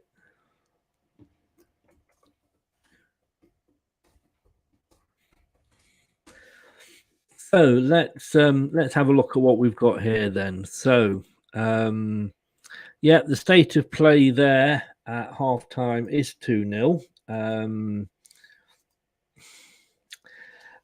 mean, if this was not Leicester and not Crystal Palace, I'd feel a lot happier. I'm not going to lie. It's a little bit, you know, we've been there, seen there, got the T-shirt from earlier in the season, haven't we? So it is the 45 minutes to sit through. This is Leicester, but it is the fact that we have got our players slowly returning. Anytime we could say we could actually make 7 changes, I don't think we could have ever said that earlier in the season. So it actually it is quite good. But let's just have a look at these stats here. Yeah, Norwich Burnley is still 1 apiece. 1-0 to Norwich. Sorry. And let's just have a look what we've got here. It's not at the moment. Oh, wait, no. I mean, let me try and click the right link. Oh, you know, I used to be able to do this, and then I started drinking. Here we go. Christ, I had 1 shot on target. That's shocking. Yeah. Oh, yeah. Welcome back. Yeah. I mean, the shots there, 6 to us. We've only had 2 on target, and this does annoy me sometimes when you see, like, he will say something like Leicester 19 shots, 1 on target. You know, yeah, I get that. Are we a Premier League team here or what? But just reading out what flash calls are saying here, a rather aimless affair seemed to be meandering to its conclusion with 10 minutes to play before the half-time whistle, but a double intervention from Dewsbury Hall has put Leicester in control at the King Power against an off-colour Crystal Palace side. The same 11 that started the win over Arsenal have been the pale shadow of the former selves so far today, with the visitors managing only 1 shot on target in the first 45 minutes. Leicester were marginally the better side, but now head down the tunnel with a significant lead to defend. Do you think that sums the game up?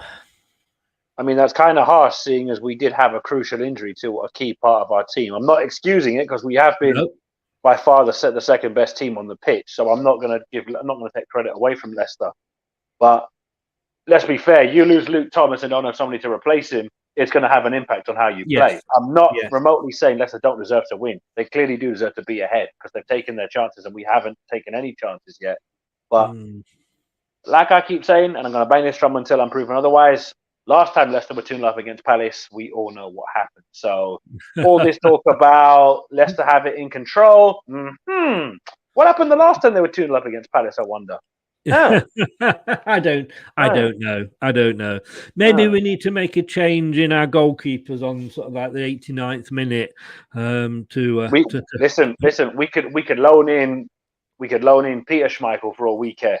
Nobody's making Guaita look any better because that guy, he has a great game against Man City, a great game against Arsenal. He couldn't really do much for either of the goals today, to be fair to him. But you're just like, this is why we need a new goalkeeper and a spare left back because.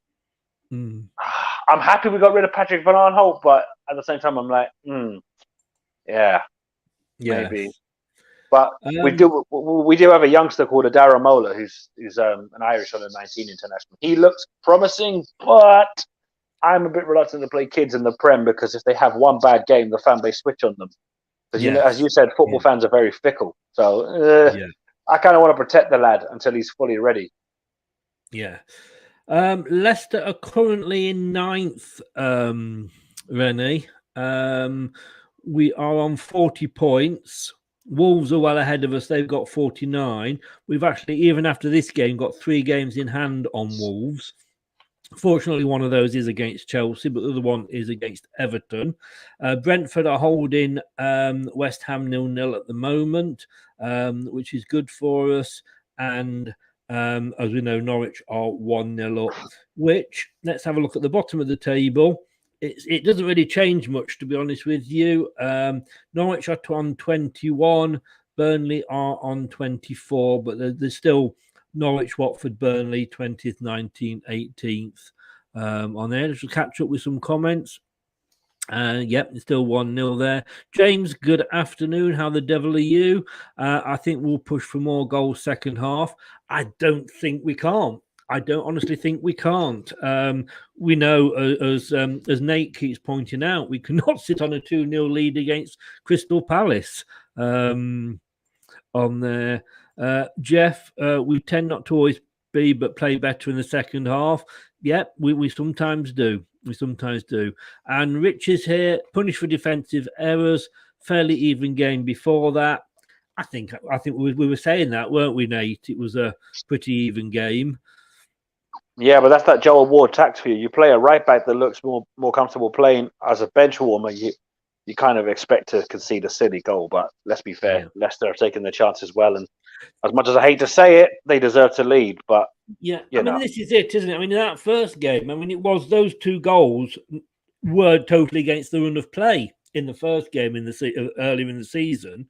Yeah, but it's taking your chances. You had a chance very early on. Casper got down and palmed it away with his left hand. It is all about taking them. Now, like I say, the Leicester of earlier in the season, as you saw and you allude to, we could easily let a 2-goal lead, disappear. But we've now got, a lot of our players coming back from injury.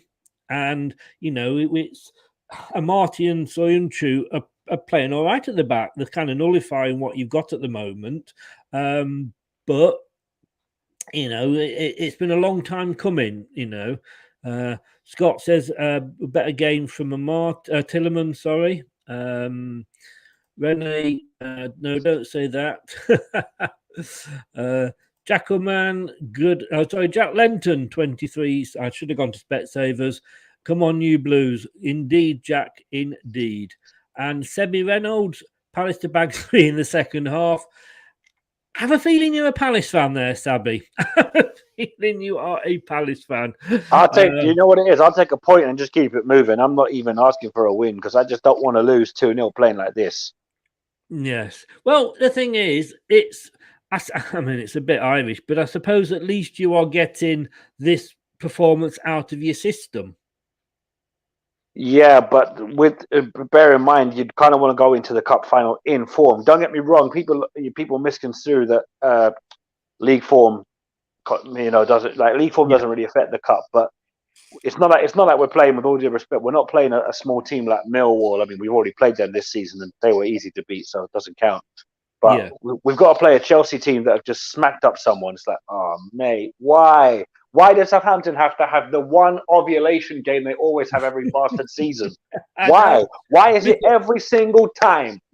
I thought our 9-0 record, well, and Scott said as well, he thought our 9-0 record was going to go out the window. Listen, nine. Just like I thought it was bad when we lost 7-0 to Liverpool, and then I remembered, oh wait, Southampton have lost 9-0 twice. Okay, because it didn't happen this season against Liverpool, so it's cool. But we're back underway at the moment. Tillerman's had a shot. It was saved, and it's a corner, and it's another save. And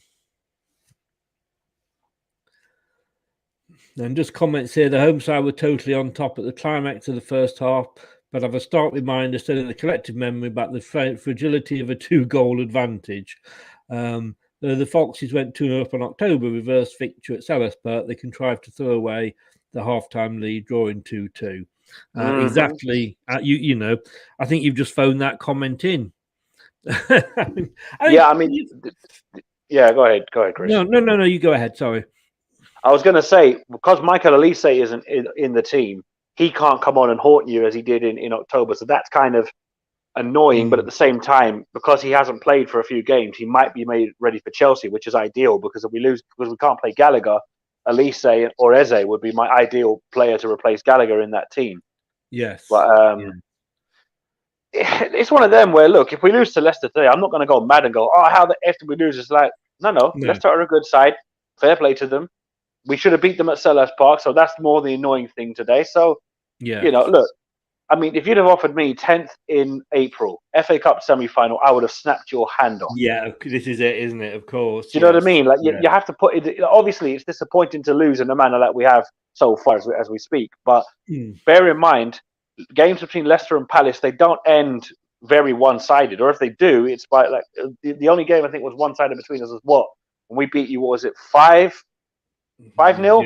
Yeah, I don't remember that. I don't remember. No. What I mean though is that like even then you had 10 men. Do you know what I mean? Like, And Albrighton had an absolute brain fart because I was looking at it going, why would you do that? Yeah. Like if he's beating you, let him go through. That way you stay on the pitch and you give your team an 11 advantage. You've now put your team to a 10-man advantage. Yeah, I think Tillemans has just tried to land a ball on the moon there. I mean, there's over the bar and there's out the stadium, you know. He's trying to play Gaelic football. He's trying to play GAA. Yeah. That's a point. That's a point to Cork. Yeah. I would say the way we were playing earlier in the season, we'd still take it. Yeah, well, listen, I've been there. When you've got Sam Allardyce as your manager, anytime you hit the post, it's like a goal. Yes. Because you just see him drinking a whole pint of gravy on the touchline, looking like Jabba the Hutt. It's like, why is this guy our manager? What is going on?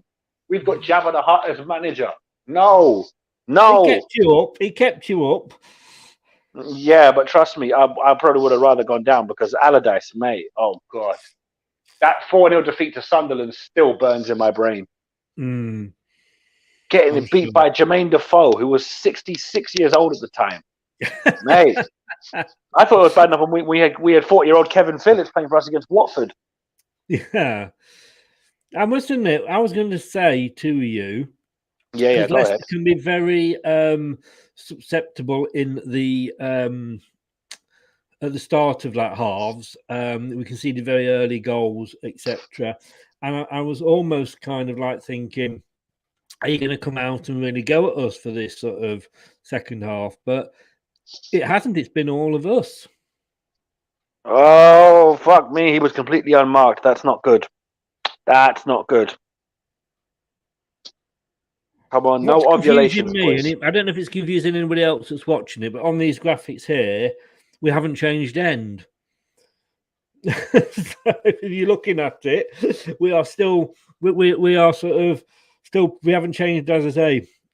Obviously, in real life, we have, but on here, it does look a bit strange because we're playing the other way. But, you're getting the tackles in your team, aren't you? You're not afraid of leaving the studs in there. Well, you've got to put it on them. I mean, you won't get the ball if you just let them run past you.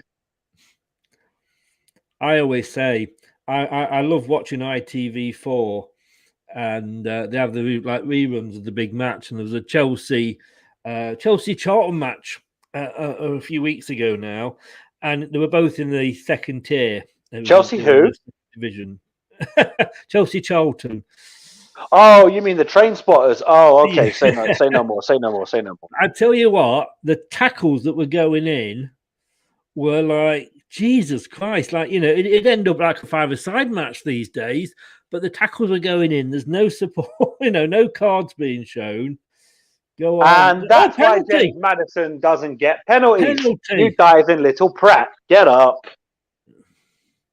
There's Man United, and we were playing them. The Man United would have got that. Nah. Let's have a look at it in slow motion. The referee waves away appeals, although they were more out of hope than anything. He put his hand on his back. Mate, he was touching grass quicker than a weed smoker. Get out of here. He does grass more than a goat. Get up. Have you got your stream back now? No. But I know. Maddison and Zaha are very similar. The second they get a slight bit of contact, they're looking for it. That's why I keep telling people, when Zaha wins a penalty, don't be shocked people say he's dived even when he hasn't. And when he has, you're like, yeah, he dived. Fair play. But no. Yes. Yeah. Don't get me wrong. You've seen them given, but you know, it's like, no, come on, not 3-0 already. Come on. The referee clearly realizes, I can't. I have to give them a fighting chance. It's bad enough we've got Joel Ward playing left back. Like, mate, you may as well just put bloody Attilio Lombardo at left back. That'd be less painful. We're having a lot of possession at the moment. Mattia. Remember what I said about possession? Schlupp gets it. Gallagher's got it. Moving forward, passes to Mateta. Gallagher gets it back. Pass to Klein on the outside to AU. Coyote gets it. Thomas, good tackle. But Brentford are 1-0 up. Are they? Wow. 1-0 Brentford. Wow. Brian and Boomer. I do have a bit of banter with the West Ham fans, and bad luck, West Ham, and I mean that hardly sincerely at all. Look, they got the best council house deal you'll ever see in history, so I don't feel too bad for West Ham. I didn't realise on the show the other night that I actually got Leicester versus Leicester Palace. Or Leicester Palace versus Crystal Palace. Yeah, I was thinking, wait a minute. Okay. So now everybody wants to copy the name because there's only one Palace in all of English football. Because there's plenty of Cities, Uniteds, and Rovers, but there's only one Palace. Yeah. You're all carbon copies of each other, but us, now we're original. You know that way? But now, listen, to be fair, look, it's one of them things where you won't see it unless you actually look like Leicester Palace. What is that? I knew it was a typo, but I just had to point it out. In fairness, we'd run for like 50 minutes at that point and nobody had said anything. So, look, it happens like that. You know how it goes. It is what it is, mate. Oh, hang on. What is Anthony saying here? I'm not going to say anything yet because you know what happens. Anderson's fouled. I think he was fouled on Daka. If what you say is true, Anthony, you've just put a spoiler up there. And what happened last time you put a spoiler? I kicked you out. Nothing's happening at the moment.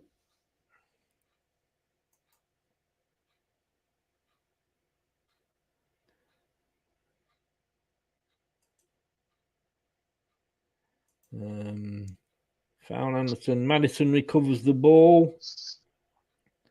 Okay,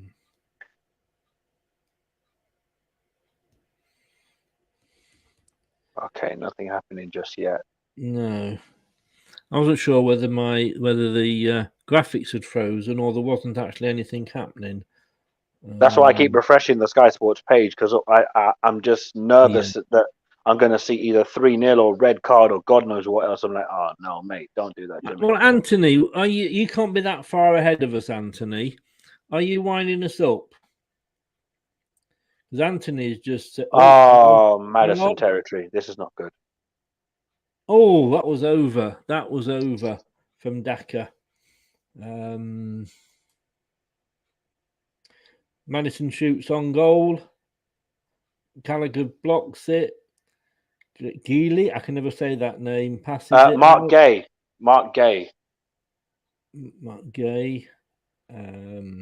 Tackled by Tielemans. Mendy recovers it. Mendy passes it. I can kick Anthony out though, Jeff. I can kick Anthony out. I can't kick Nate out, but I can kick Anthony out. No, you can kick me out. I wouldn't be mad. I have spoiled it for people, but look, here's what it is. I have to follow the game from these updates. So if I spoil it, not my fault. No. You are in play with me, so I expect you to cheer, groan, whatever when you see it. Of course, I think Anthony was winding me up here. Oh, well, in that case, yeah, he does have a sin bin. That's a sin bin offence. He does, yes, yeah. And that was that long ago that it obviously was a wind-up. So let's have a look. We're back in possession. Tielemans with the ball. Gallagher tackles again, but loses it to Lookman. Lookman passes to Mendy. Oh, good ball out to Dewsbury Hall. In. Oh, it's a goal kick. I saw a goal come up then, and I thought, oh, and it's goal kick. Anthony. Yeah, had that been 3-0, that would have been me off the stream. Just like, do you know what? Forget it. I'm gone. See you later. Forget it. Oh, Anthony, like your team, you are an arse, sir. I've been sat here waiting. He's still licking his wounds. Don't worry about it. I mean, I'm not happy with Arsenal after their debacle yesterday. It's like, really? Really? Really? They've lost 6 out of their last 7. They were bottom of the form table. They do the most Arsenal thing ever. It's like, oh, what's that? You haven't scored in donkey's years? Have a goal. Haven't scored 2 goals in donkey's years? Have a second goal. It's like, really? Yeah. They have dropped down. They have dropped down so badly, Brighton, after their a credible start, and Graham Potter is the moon messiah. Every time he bends down, the sun shines out of his arse, and he should be the next England manager.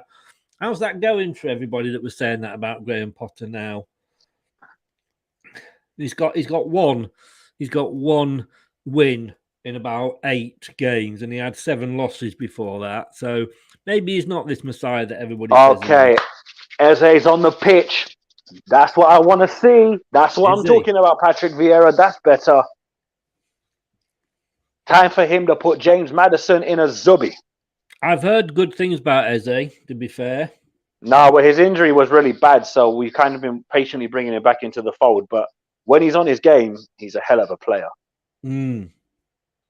And the one thing we've been teased about all season is an Eze, Zaha, Elise, Mateta link-up, because that is just, excuse my language, but that's borderline pornographic, because the 4 of them, woof, yeah, that's a hell of a combination.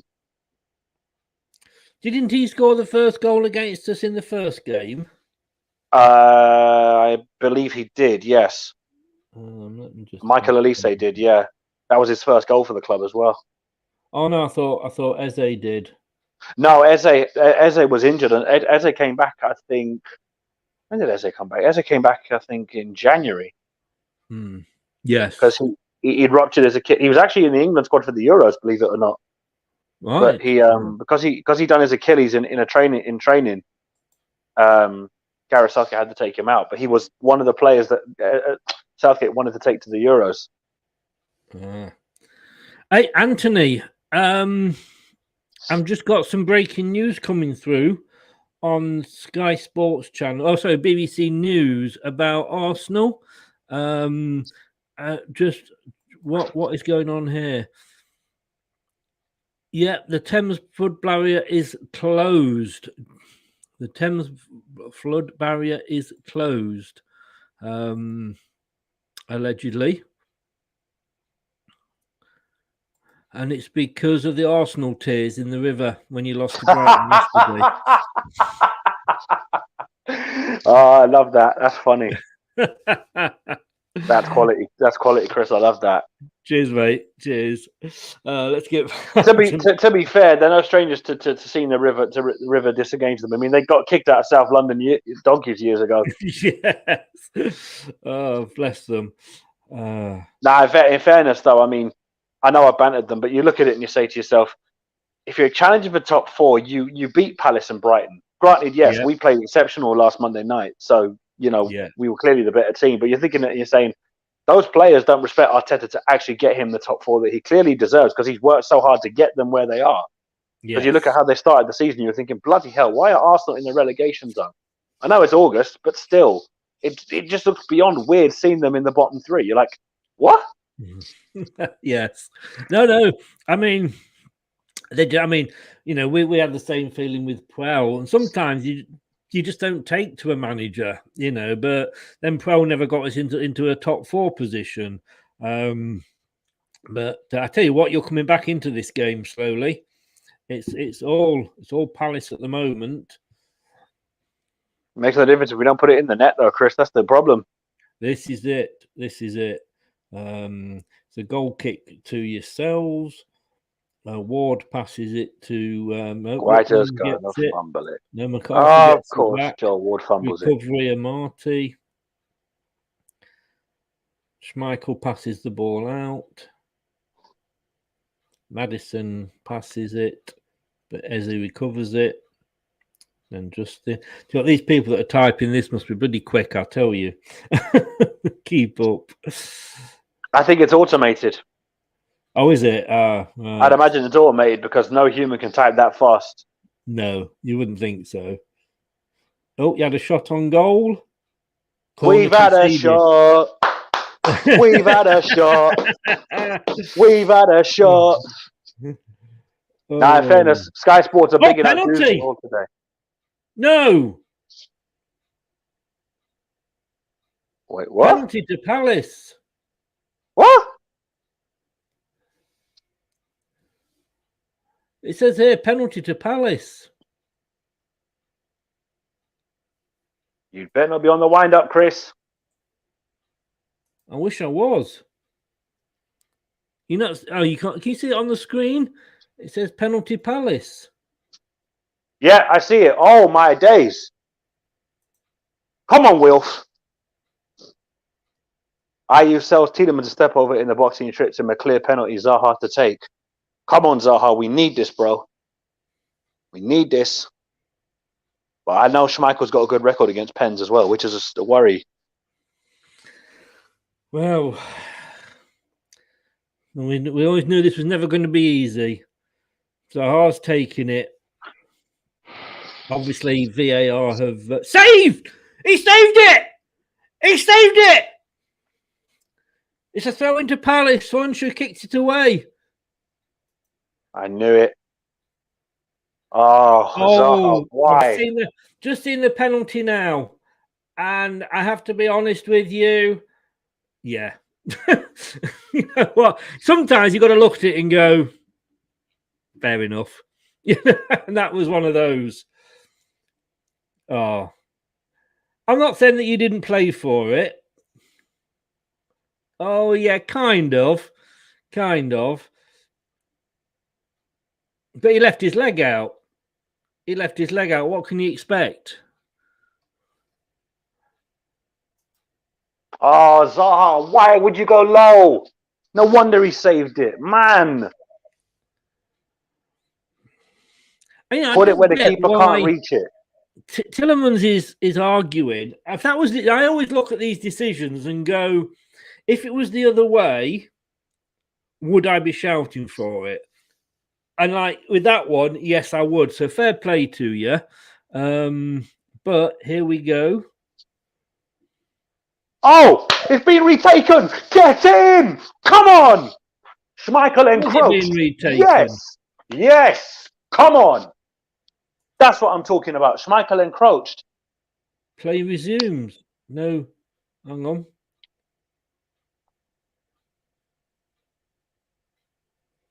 What? They clearly seen that Kasper Schmeichel was off his line when he went to save it. Because it happened when we played Man United last season. De Gea was ahead of his line. And the penalty had to be retaken. Come on. Don't mess this up a second time.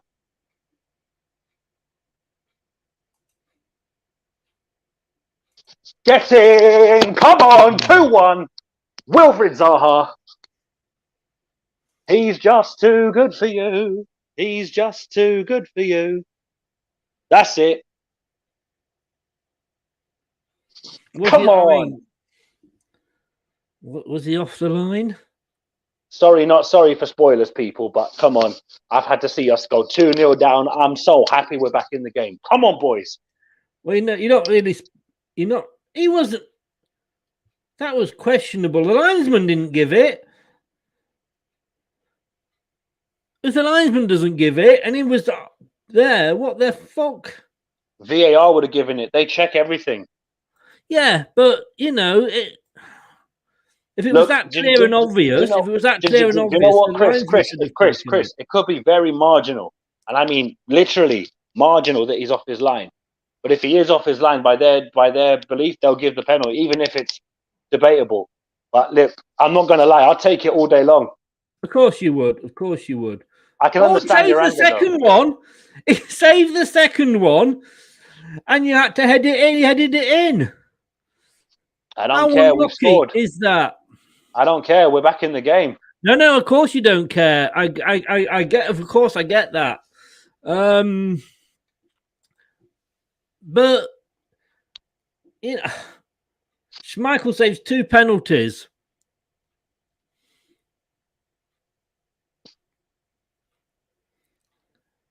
Oof. Oh, that was unlucky. That was unlucky. It's just the way he saved that. He had saved that, and it bounces back in, and then Zaha goes boom with his head. And of all the places to go, it goes straight back at him. That was so badly needed. Come on, boys. If we lose this, fair enough. But I just wanted us to get something from the game. I don't want us to be going in with a massive loss. Now, this will be interesting now, because obviously at the back of everybody's mind is that 2-2 earlier in the season. I think because it's now 2-1, you're thinking, oh, fuck, here we go again. Yeah. Oh, indeed. Because remember, because it was around, it was later in the game that we got back into it. At the first part of the second half, we were just as poor, really. And then we got that first goal back, and all of a sudden the momentum had shifted. And I think it might shift now, but it depends. If Leicester stay focused on this, they can still win this. Hopefully they don't, obviously, but no, that's a massive goal. It's fortunate, but I don't care. I'll take it every single day. Of course you will. Of course, twice on Sunday. I'll take it every day of the week and twice on Sunday. We needed that. It's really brought you back into the game. That has, like you say, it's given you that belief, hasn't it? You know. I mean, look, as I said, if we lose 2-0, right, I'd said, you know what, fair play. They beat us fair and square. We move on to Wembley. We might even take our revenge out on Chelsea and say, you know what, we're really pissed at that 2-0 defeat. So, you know, but now that it's 2-1, it's all to play for now. You're thinking, okay, here we go. That's what you want to see, but you just don't know anymore. Thank Christ for that. I mean, I'm not arguing with the penalty. Not at all. It was a penalty, 100%. Whether it should have been retaken, well, you could argue about that all day, couldn't you? But yeah, Jeff, it does make it an interesting game now. Okay. I was sat there quite comfortable, thinking 2-0, come on, and then we let them in, and it will be very much be a test of Leicester's character now. I warned you, Chris. Remember I said you can sit there at 2-0 at half time all you like, but if it goes to 2-1, you're going to be doing 50 pence, 5 pence, 50 pence, 5 pence. Good afternoon, Chris. Hi, John. How are you? Yeah, you brought us bad luck, John. You brought us bad luck. Get back on that horse. No, stay off it. Stay off the horse. Shoot the horse in the foot. Just shoot the horse dead. All right, Thomas is booked for a foul on Ayew. There we go. Thank you. Yeah, maybe Anthony, but what's about your other 11 players? And to be honest with you, I like Ramsdale. He's had 2 good games that I've seen, both against us, unfortunately. He obviously didn't manage to do very well against Brighton, but you know, I remember all the Arsenal fans going like, "Yeah, we've got a goalkeeper that's been relegated twice." We're, you know, moaning, and you know, he's probably going to be the player of the season. So yeah, well done, Anthony. He should be England's number 1 for me. I'd rather have him than Pickford. I don't want Pickford. I just said I'd rather have Ramsdale than Pickford. Yeah, I mean, you know, you can't. I mean, Pickford did some good, Jeff, very much so. Time to kick Nate out, Chris. Oh dear. Hold on, Jeff. Don't tell me you're only singing when you're winning. Come on now. yeah, we are. That is we were singing when we were winning. I mean, you still are winning, but now it's not. It's not as comfortable, which is what I like to hear, because now I can feel the nerves. I can feel it. Wicked. You can, you can feel the nerves in me. Brentford are 2-0 up against West Ham. Go on the bees. Norwich are still 1-0 up against Burnley. So there we go. So it's a goal kick by Schmeichel. Gets it to Daka. Maddison pass. I mean, Chris, you see that whole Ramsdale argument about, he got relegated. Sure, Kasper Schmeichel played for Notts County. What's your point? Doesn't matter where a player played. Kasper Schmeichel, your goalkeeper, he played for Notts County. Does it matter where a player used to play if they're playing for your team? I could care less. I mean, what was it? Somebody played for us, and they played Jordan Much. He played for QPR when they got relegated in the Prem. Yeah, he was awful. I remember saying, I mean, he's dead food, but he doesn't play for a relegated team now. No. Well, we sold a relegated defender for £80 million to Man United. Yeah, but see, you're laughing at that because you're thinking to yourself when you're saying Harry Maguire was good, but £80 million, I don't think so. Shall we just say that we'd like to give him his full name, which is Harry No Returns, No Refunds Maguire. See, we've got a wicked thing about Wan-Bissaka is that you broke Zaha, there's no return policy, no refund policy. You've broken Wan-Bissaka. We're no longer selling to you, and we're not selling our academy products to you ever again, because that's twice now they've done that to one of our players. Yeah, because Man United fans for ages were telling me about Adnan Januzaj is better than Zaha. I said, who? Who's this Januzaj person? What are you on about? Yeah. Oh, there's an injury. Daka's down holding his face.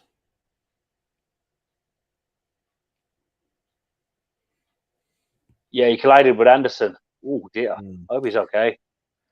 You never want to see that when players collide in it. No, you never want to see a player injured. And I don't care if it's opposition or not. Well, hold on. I can think of a few exceptions to a few players over history, but no, in general, you're right. As much as there's players out there I don't like. I mean, the guy that sort of injured when he playing for Villarreal, injured Fofana in their pre-season friendly. But I wouldn't wish another injury back on him. Oh, no, absolutely not. Absolutely not. But, there are players that for a fact, if they got injured, you wouldn't be too distraught for them. You'd be like, well, that's sad, but it's kind of deserved. I mean, I don't like that guy, so. Anthony, you had to piss on my party, didn't you? He's talking to Inacho. Harvey Barnes was up, but he sat back down. But he's taking his top off. So maybe we will be seeing some changes. 74 minutes. It's a bit usually around the 60-minute mark when he makes his changes. So, well, we can't make any more changes, but clearly it's worked. It's worked since we made those changes. So, yeah. Anthony, you're gonna have to say this again, I'm afraid. You know what? That injury to Daka and the injury to Mitchell, that's going to add injury time on a fair bit here. Yes, yeah. But that's my favorite. I've just been sent. I've got coming up here the news that when they announced that Brighton beat Arsenal, we've just got the announcement coming up here for you, Anthony.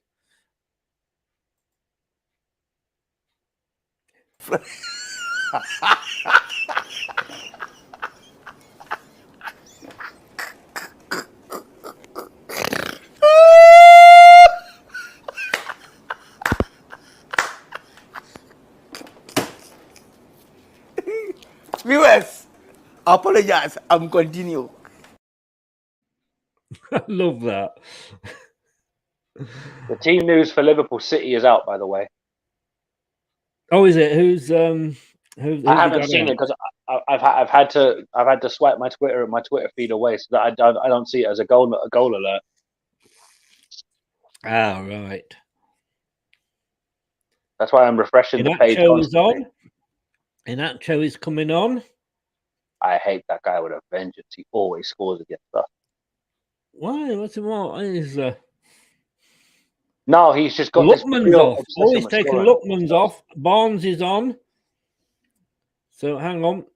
Lookman, so Daka and Lookman are off. Iheanacho and Barnes come on to replace them. But effectively, he's gone like for like, really. Yeah. Yes, he has. Which makes sense because let's be honest, this is a very tight part of the game, so you don't really want to gamble it and put 2 strikers up top or play 3 wingers up top. You kind of need to replace like for like. Yeah, Iheanacho can actually hold the ball up better than Daka can. But let's just have a quick one of these, shall we?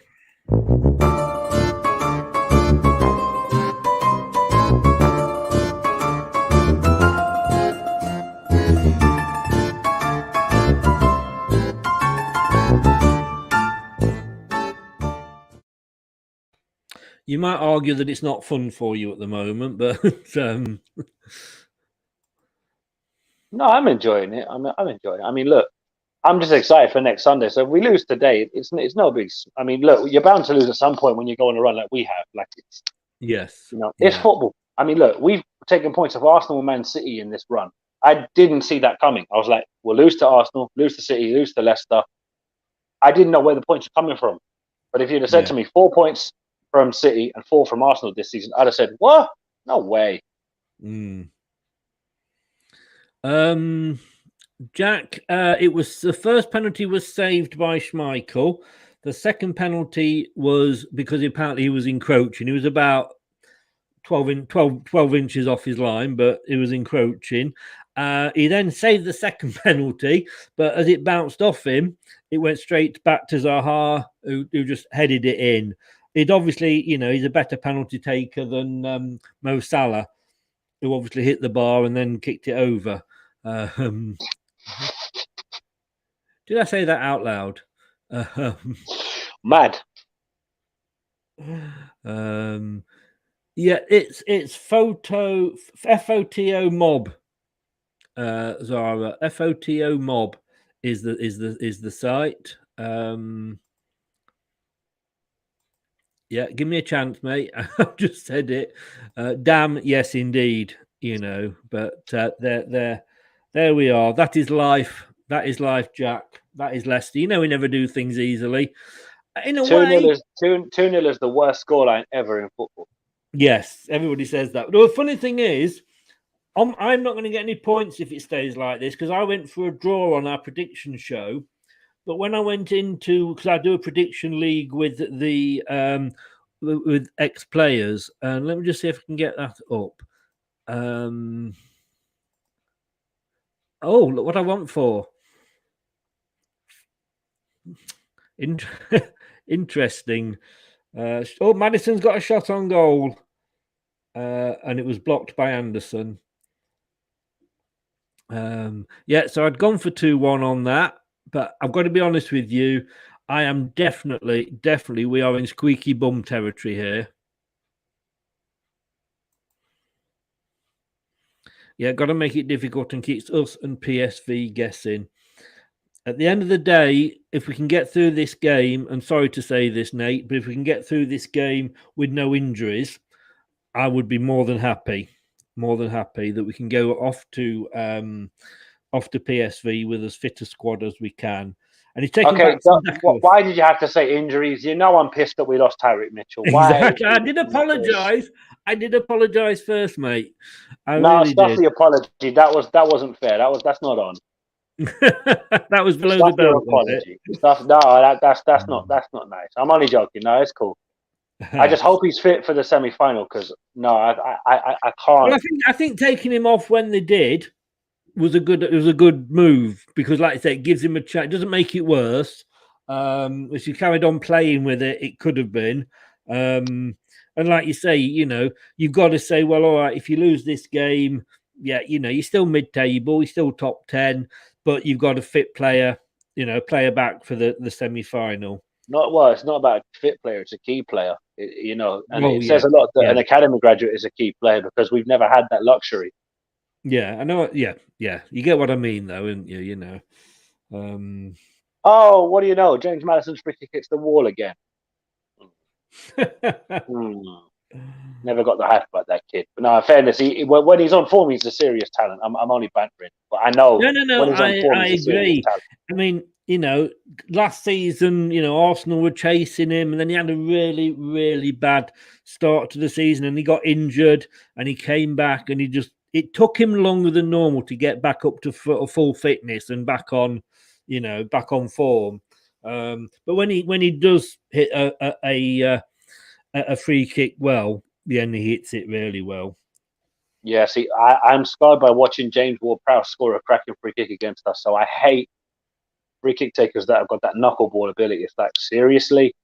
Yeah. And I can't stand Ward-Prowse as a player I don't mind seeing getting not badly injured, but injured, like a pulled hamstring or something. I'm not talking leg broken or anything like that. But Ward-Prowse is just one of those players. He's just got that face you love to hate. Yeah. Do you know, I'll say we're getting to the bum clenching part of the match. I think we're actually getting to the bum opening part of the match now. There's 82 minutes gone. Okay, pause. I don't want to hear you say that ever again on stream. That was very sus. No, less say that, Chris. Less say that. Don't be saying that. I'm on my own here. I'm on my own. I should hope so, because otherwise, wait, what? Remember, the internet does not forget, and you could get clipped. No, maybe I didn't think that through properly. Well, I don't think we ever do when we're on stream, because I've said a few things. I'm like, oh god, did I really just say that? Oh Christ! Yes, Oh my word! Yes, yeah. I have a few on the offside, Leicester offside there. Yeah, on the YouTube channel. There's it's a funny old game. It's in the fun selection at the bottom, and it's things that people are saying online. It's we do drop ourselves in it. Although when you look at what we have done a couple of quizzes recently, and we've had sort of Michael Owenisms and Ron Atkinsonisms. Oh God! Oh no! Some of the things they say. I don't ever want to hear about Michael Owen and his. For lack of a better term, way with words, because I can feel my IQ dropping by about 10 points when he speaks. Yes, he is. He's got to be one of the worst, hasn't he, co-commentators? Well, no, that's giving other commentators a chance. There's Michael Owen, and there's everybody else above him. Yeah, that's true. That is very true. The ball's back in play. And the Ron Atkinson one didn't include, obviously, the one that he was sacked for. It was just generally was just bad. I think he taught Michael Owen everything he knew. Well, I mean, Ron Atkinson. I am really impressed with this this graphic here.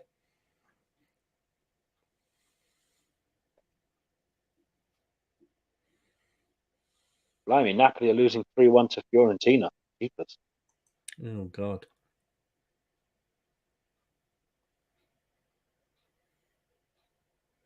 The ball's with Michael.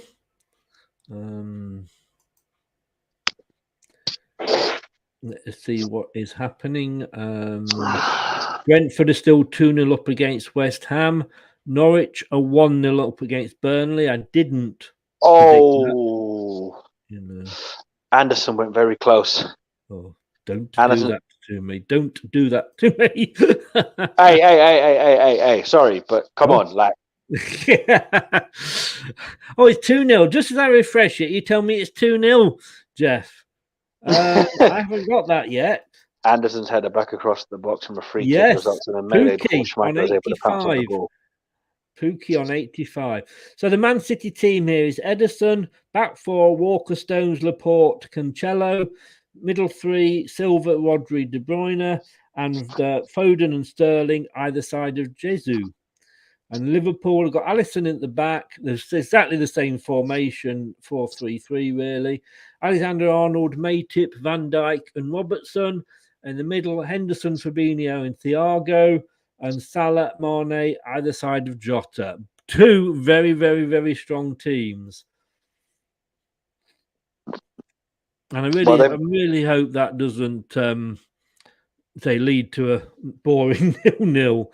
They have to go strong because they're both trying to psych each other out, really. Yes. Yeah. And this is the great thing about our game is that it's an undercard game, but there's nothing really to play for because if you go above us in the table, it's only on goal. It's granted it's 3 points above us, but the goal difference is still in our favour because we're only what is it? It's only 2. It's only we've got +2 goal difference now as opposed to +4. Yeah, I think we're -2 now. No, would it not be -3 because you only conceded 1? Oh, we have. Sorry, you're quite right. It would be -3. Yeah, we are -3.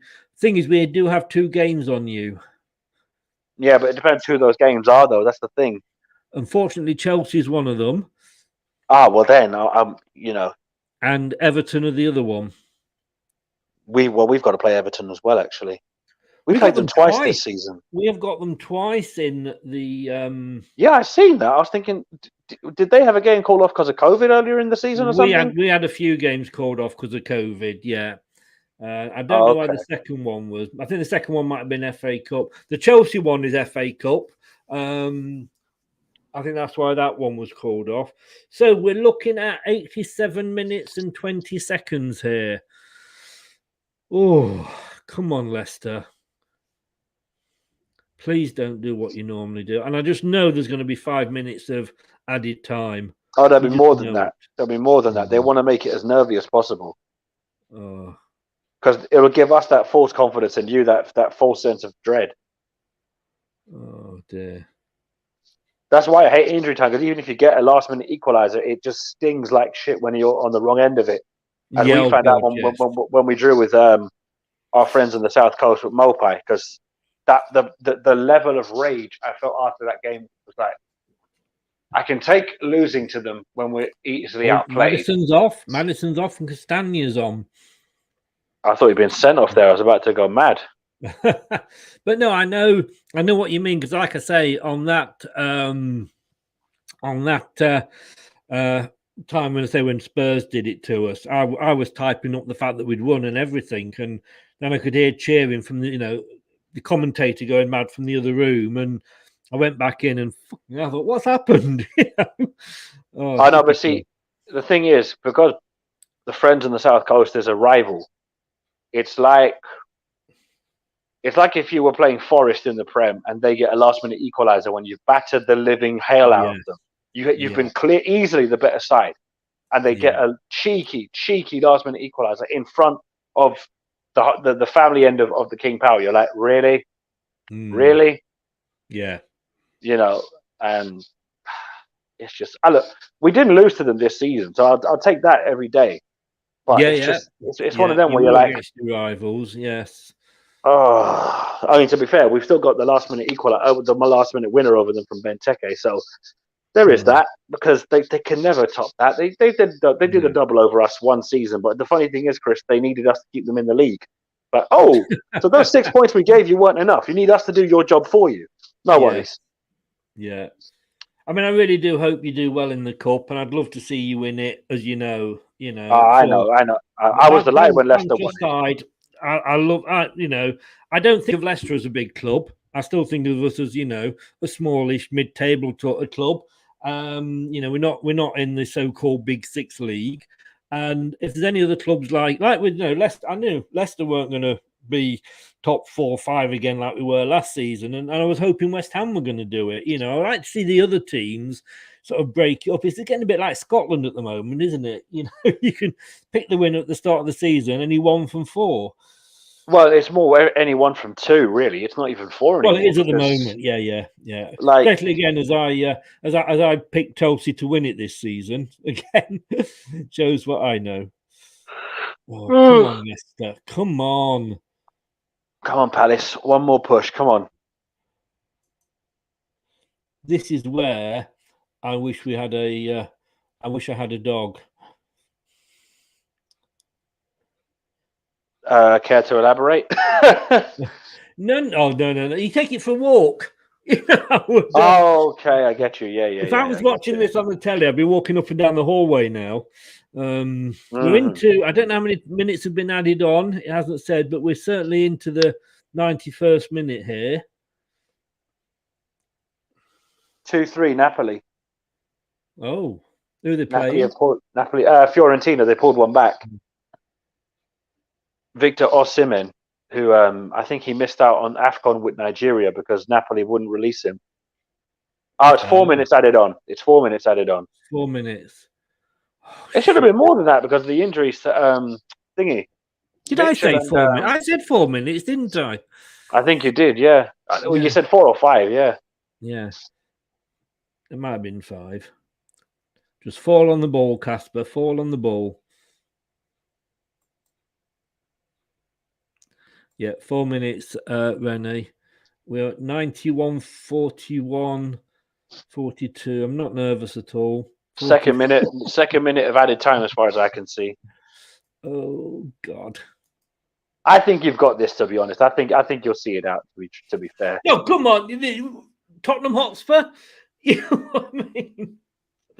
No, I mean, look, if we really would have wanted, we'd have put away that chance from Anderson. Yeah, if you have a chance like that where it's gone across the goal, it's literally gone across the box, and you need to be burying that chance if you really want to salvage a point. So I hate to say it because I'd love to be proven wrong, but I think you've got it, unless by some miracle Guaita scores an absolute thunder cunt over Schmeichel, which I don't see happening.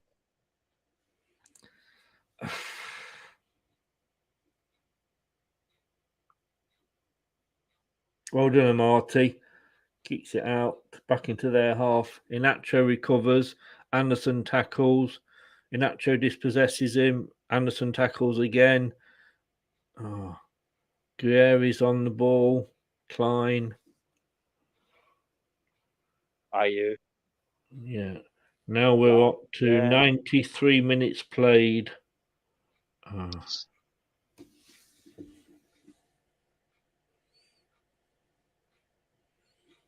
Oh God! Honestly, I shouldn't follow Leicester. I've got a dicky heart. Following Leicester is not good for me. Oh, Castagna recovers the ball. Throw into Palace. 93 minutes and 30 seconds now.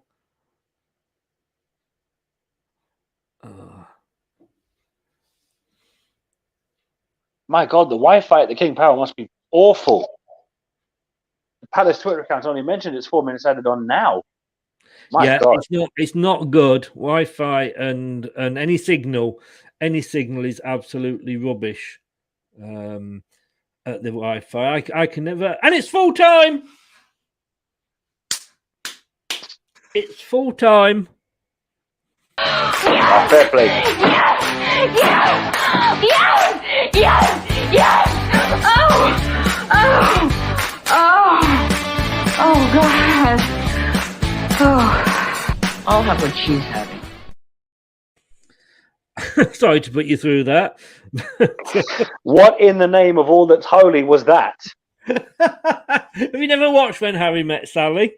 I know of When Harry Met Sally, but I never would have thought that it would connotate to Leicester City. My Lord, that's disturbing.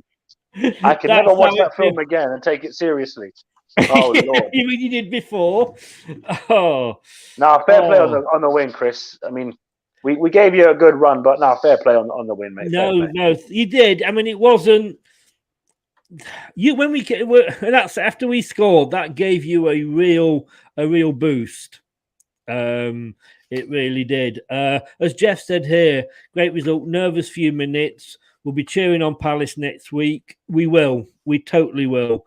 Great chat, Chris and Nat. Enjoyed the stream. Thank you very much, Jeff. Thank you. Glad you enjoyed it. Yeah, thank you, Jeff. Good man.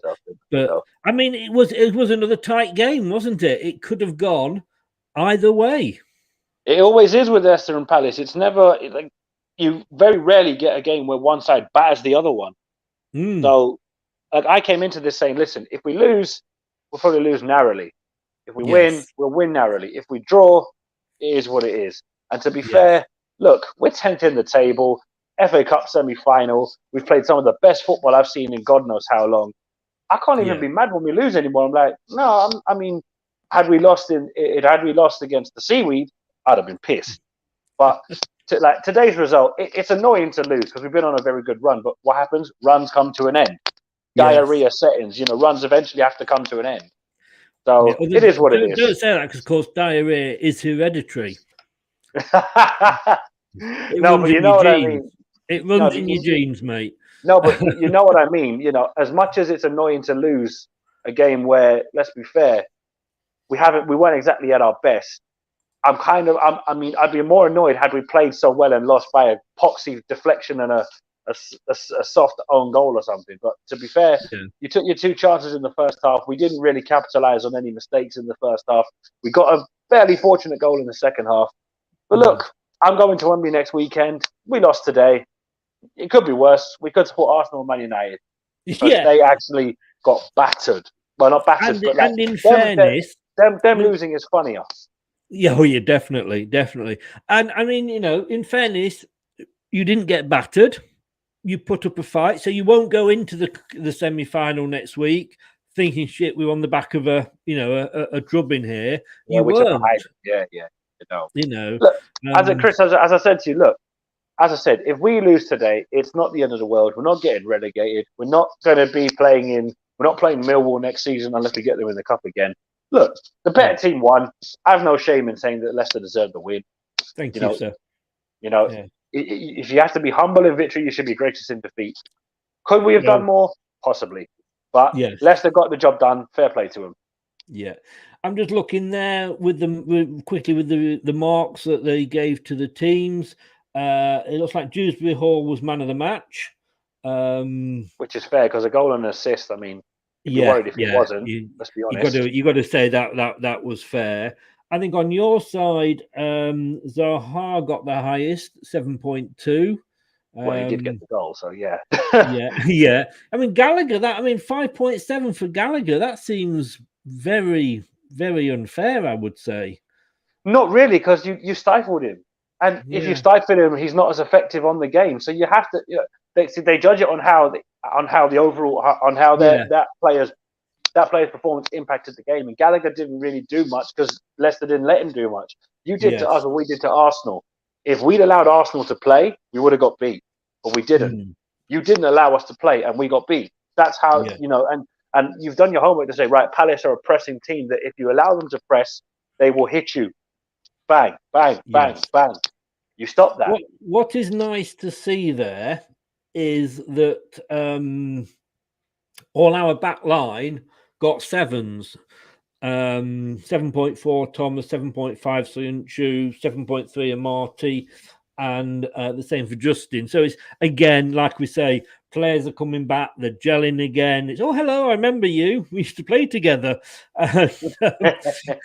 We're actually making the most of it. But no, listen, you played well, Chris. Listen, Leicester played well. They got the points. That's all that matters.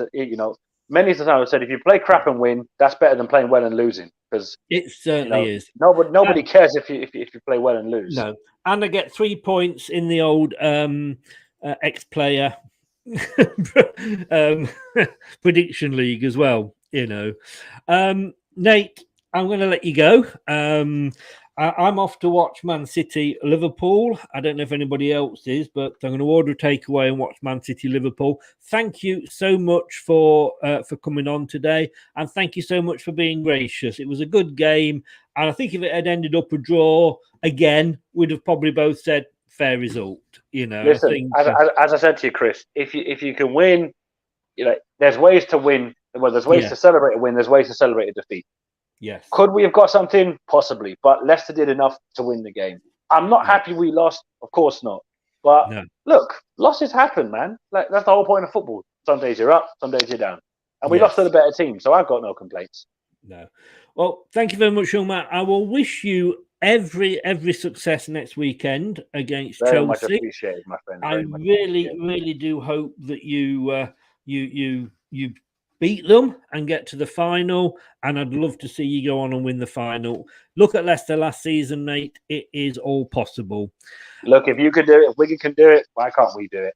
Exactly. And I think, whatever Leicester has done for the past few seasons, including the Premier League win, it just shows you that, dreams can come true and these things can happen. Very much so. I remember last May, I wasn't at Wembley for the Cup final. I was for some people call it the Community Shield. I like to call it the Charity Shield. Cup.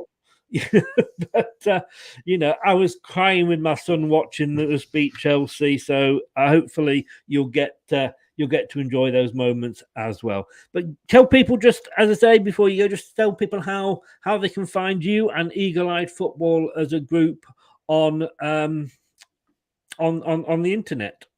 Yeah, so you can find us over on the Eagle-Eyed Football YouTube channel, where we do match previews, match reactions, match reviews.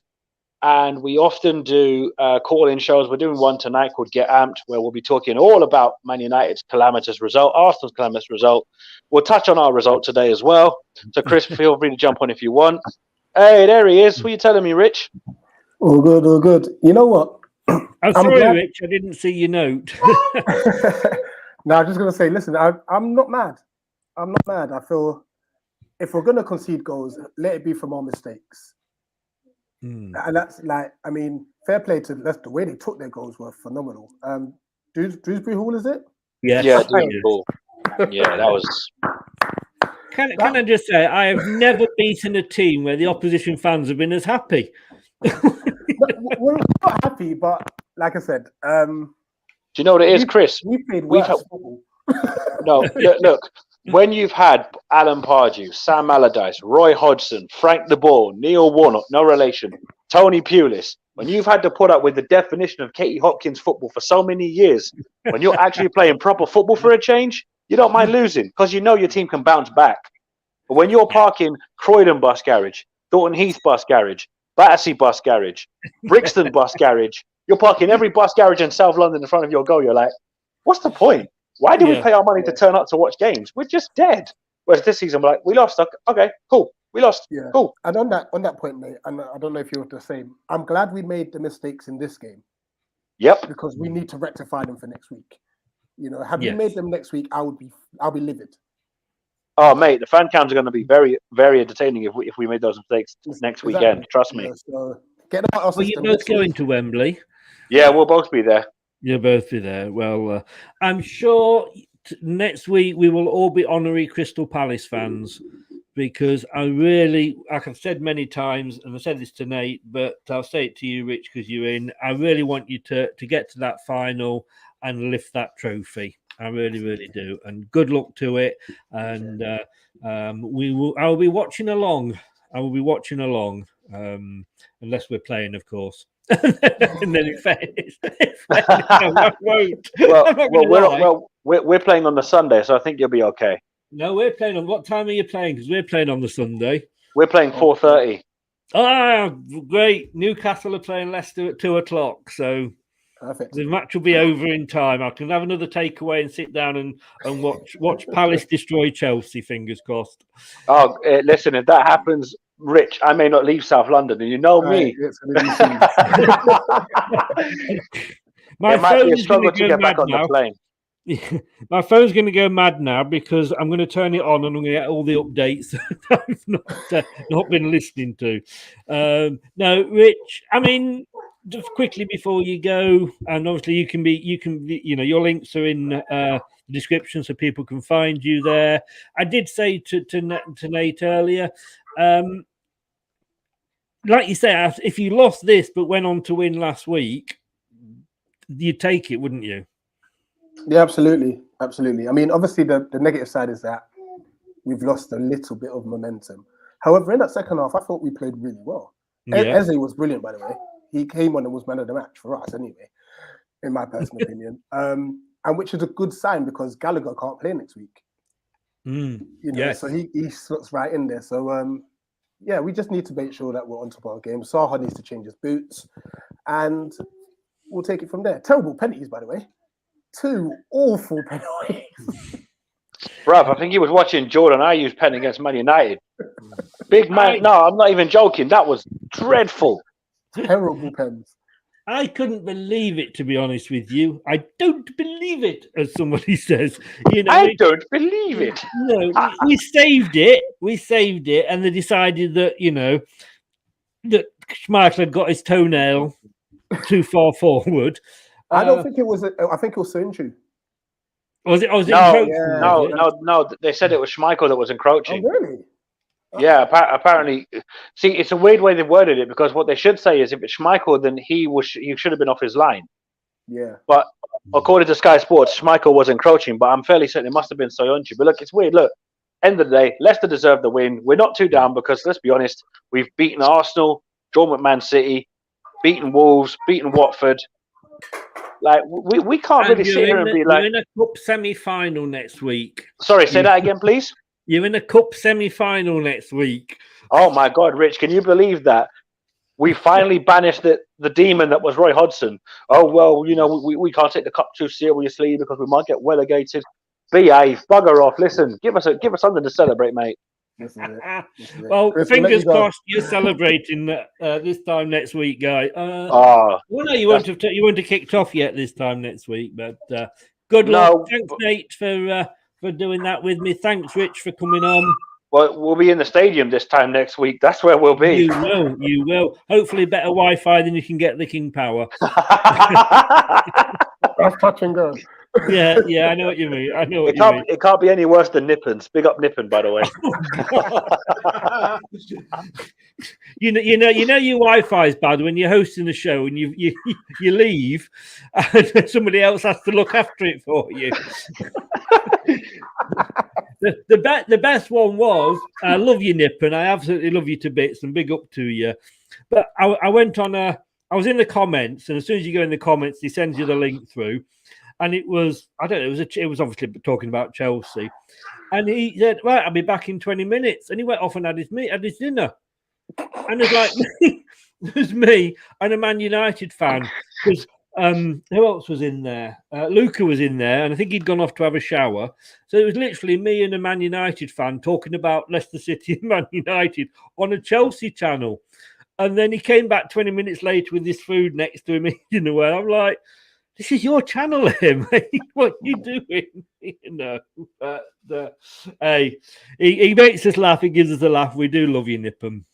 No, anyway, big up Nippen every time. Yeah, big up Nippen every time. Thanks very much, guys. Say best of luck next week, and thanks for the 3 points today. And sorry, I had to say it. And it's okay. Listen. You're 2 games in hand. If you don't win them and we win our games in hand, all of a sudden it won't matter. So we'll see how we feel. But listen, we both finished top 10. We're both happy. So listen, best of luck to Leicester. Exactly. Me and Rich, look, we're on Wembley settings now, so we don't care about the league. Forget the Premier League. No, Premier League don't count. Have a safe flight. I'm flying Ryanair, so I'm flying Ryanair, so it's going to be a bit deep. Do you know how to get from Birmingham to London? I do actually, but that's all right then, because that's where Ryanair will take you. You think you're flying to London? No, it's the closest day. It's Birmingham. Gotta love Ryanair. All the best, guys. I'm gonna go. Thanks a lot for popping on, Rich. Thanks for everything, Nate. Best of luck next week. Take care, and thanks a lot for everything you're doing. We'll talk again at the end of the season, I'm sure. For sure. Absolutely. Take care, Andy. Take care. All the best. See ya. Oops. I will. There we go. So I couldn't. I was all pressing all the wrong knobs then. Let's not go there, eh? So 3 points in the bag. I'm off, Rennie. Indeed, I am off to watch City and Liverpool as well. I'm going to order a takeaway. Sod it, we've won. Why not? And I've got to get a job soon anyway now, so I need to get some money in, but sod it. Let's have a takeaway. Leicester City 2, Crystal Palace 1. Squeaky bum time at the end? Yeah, definitely. But we held on.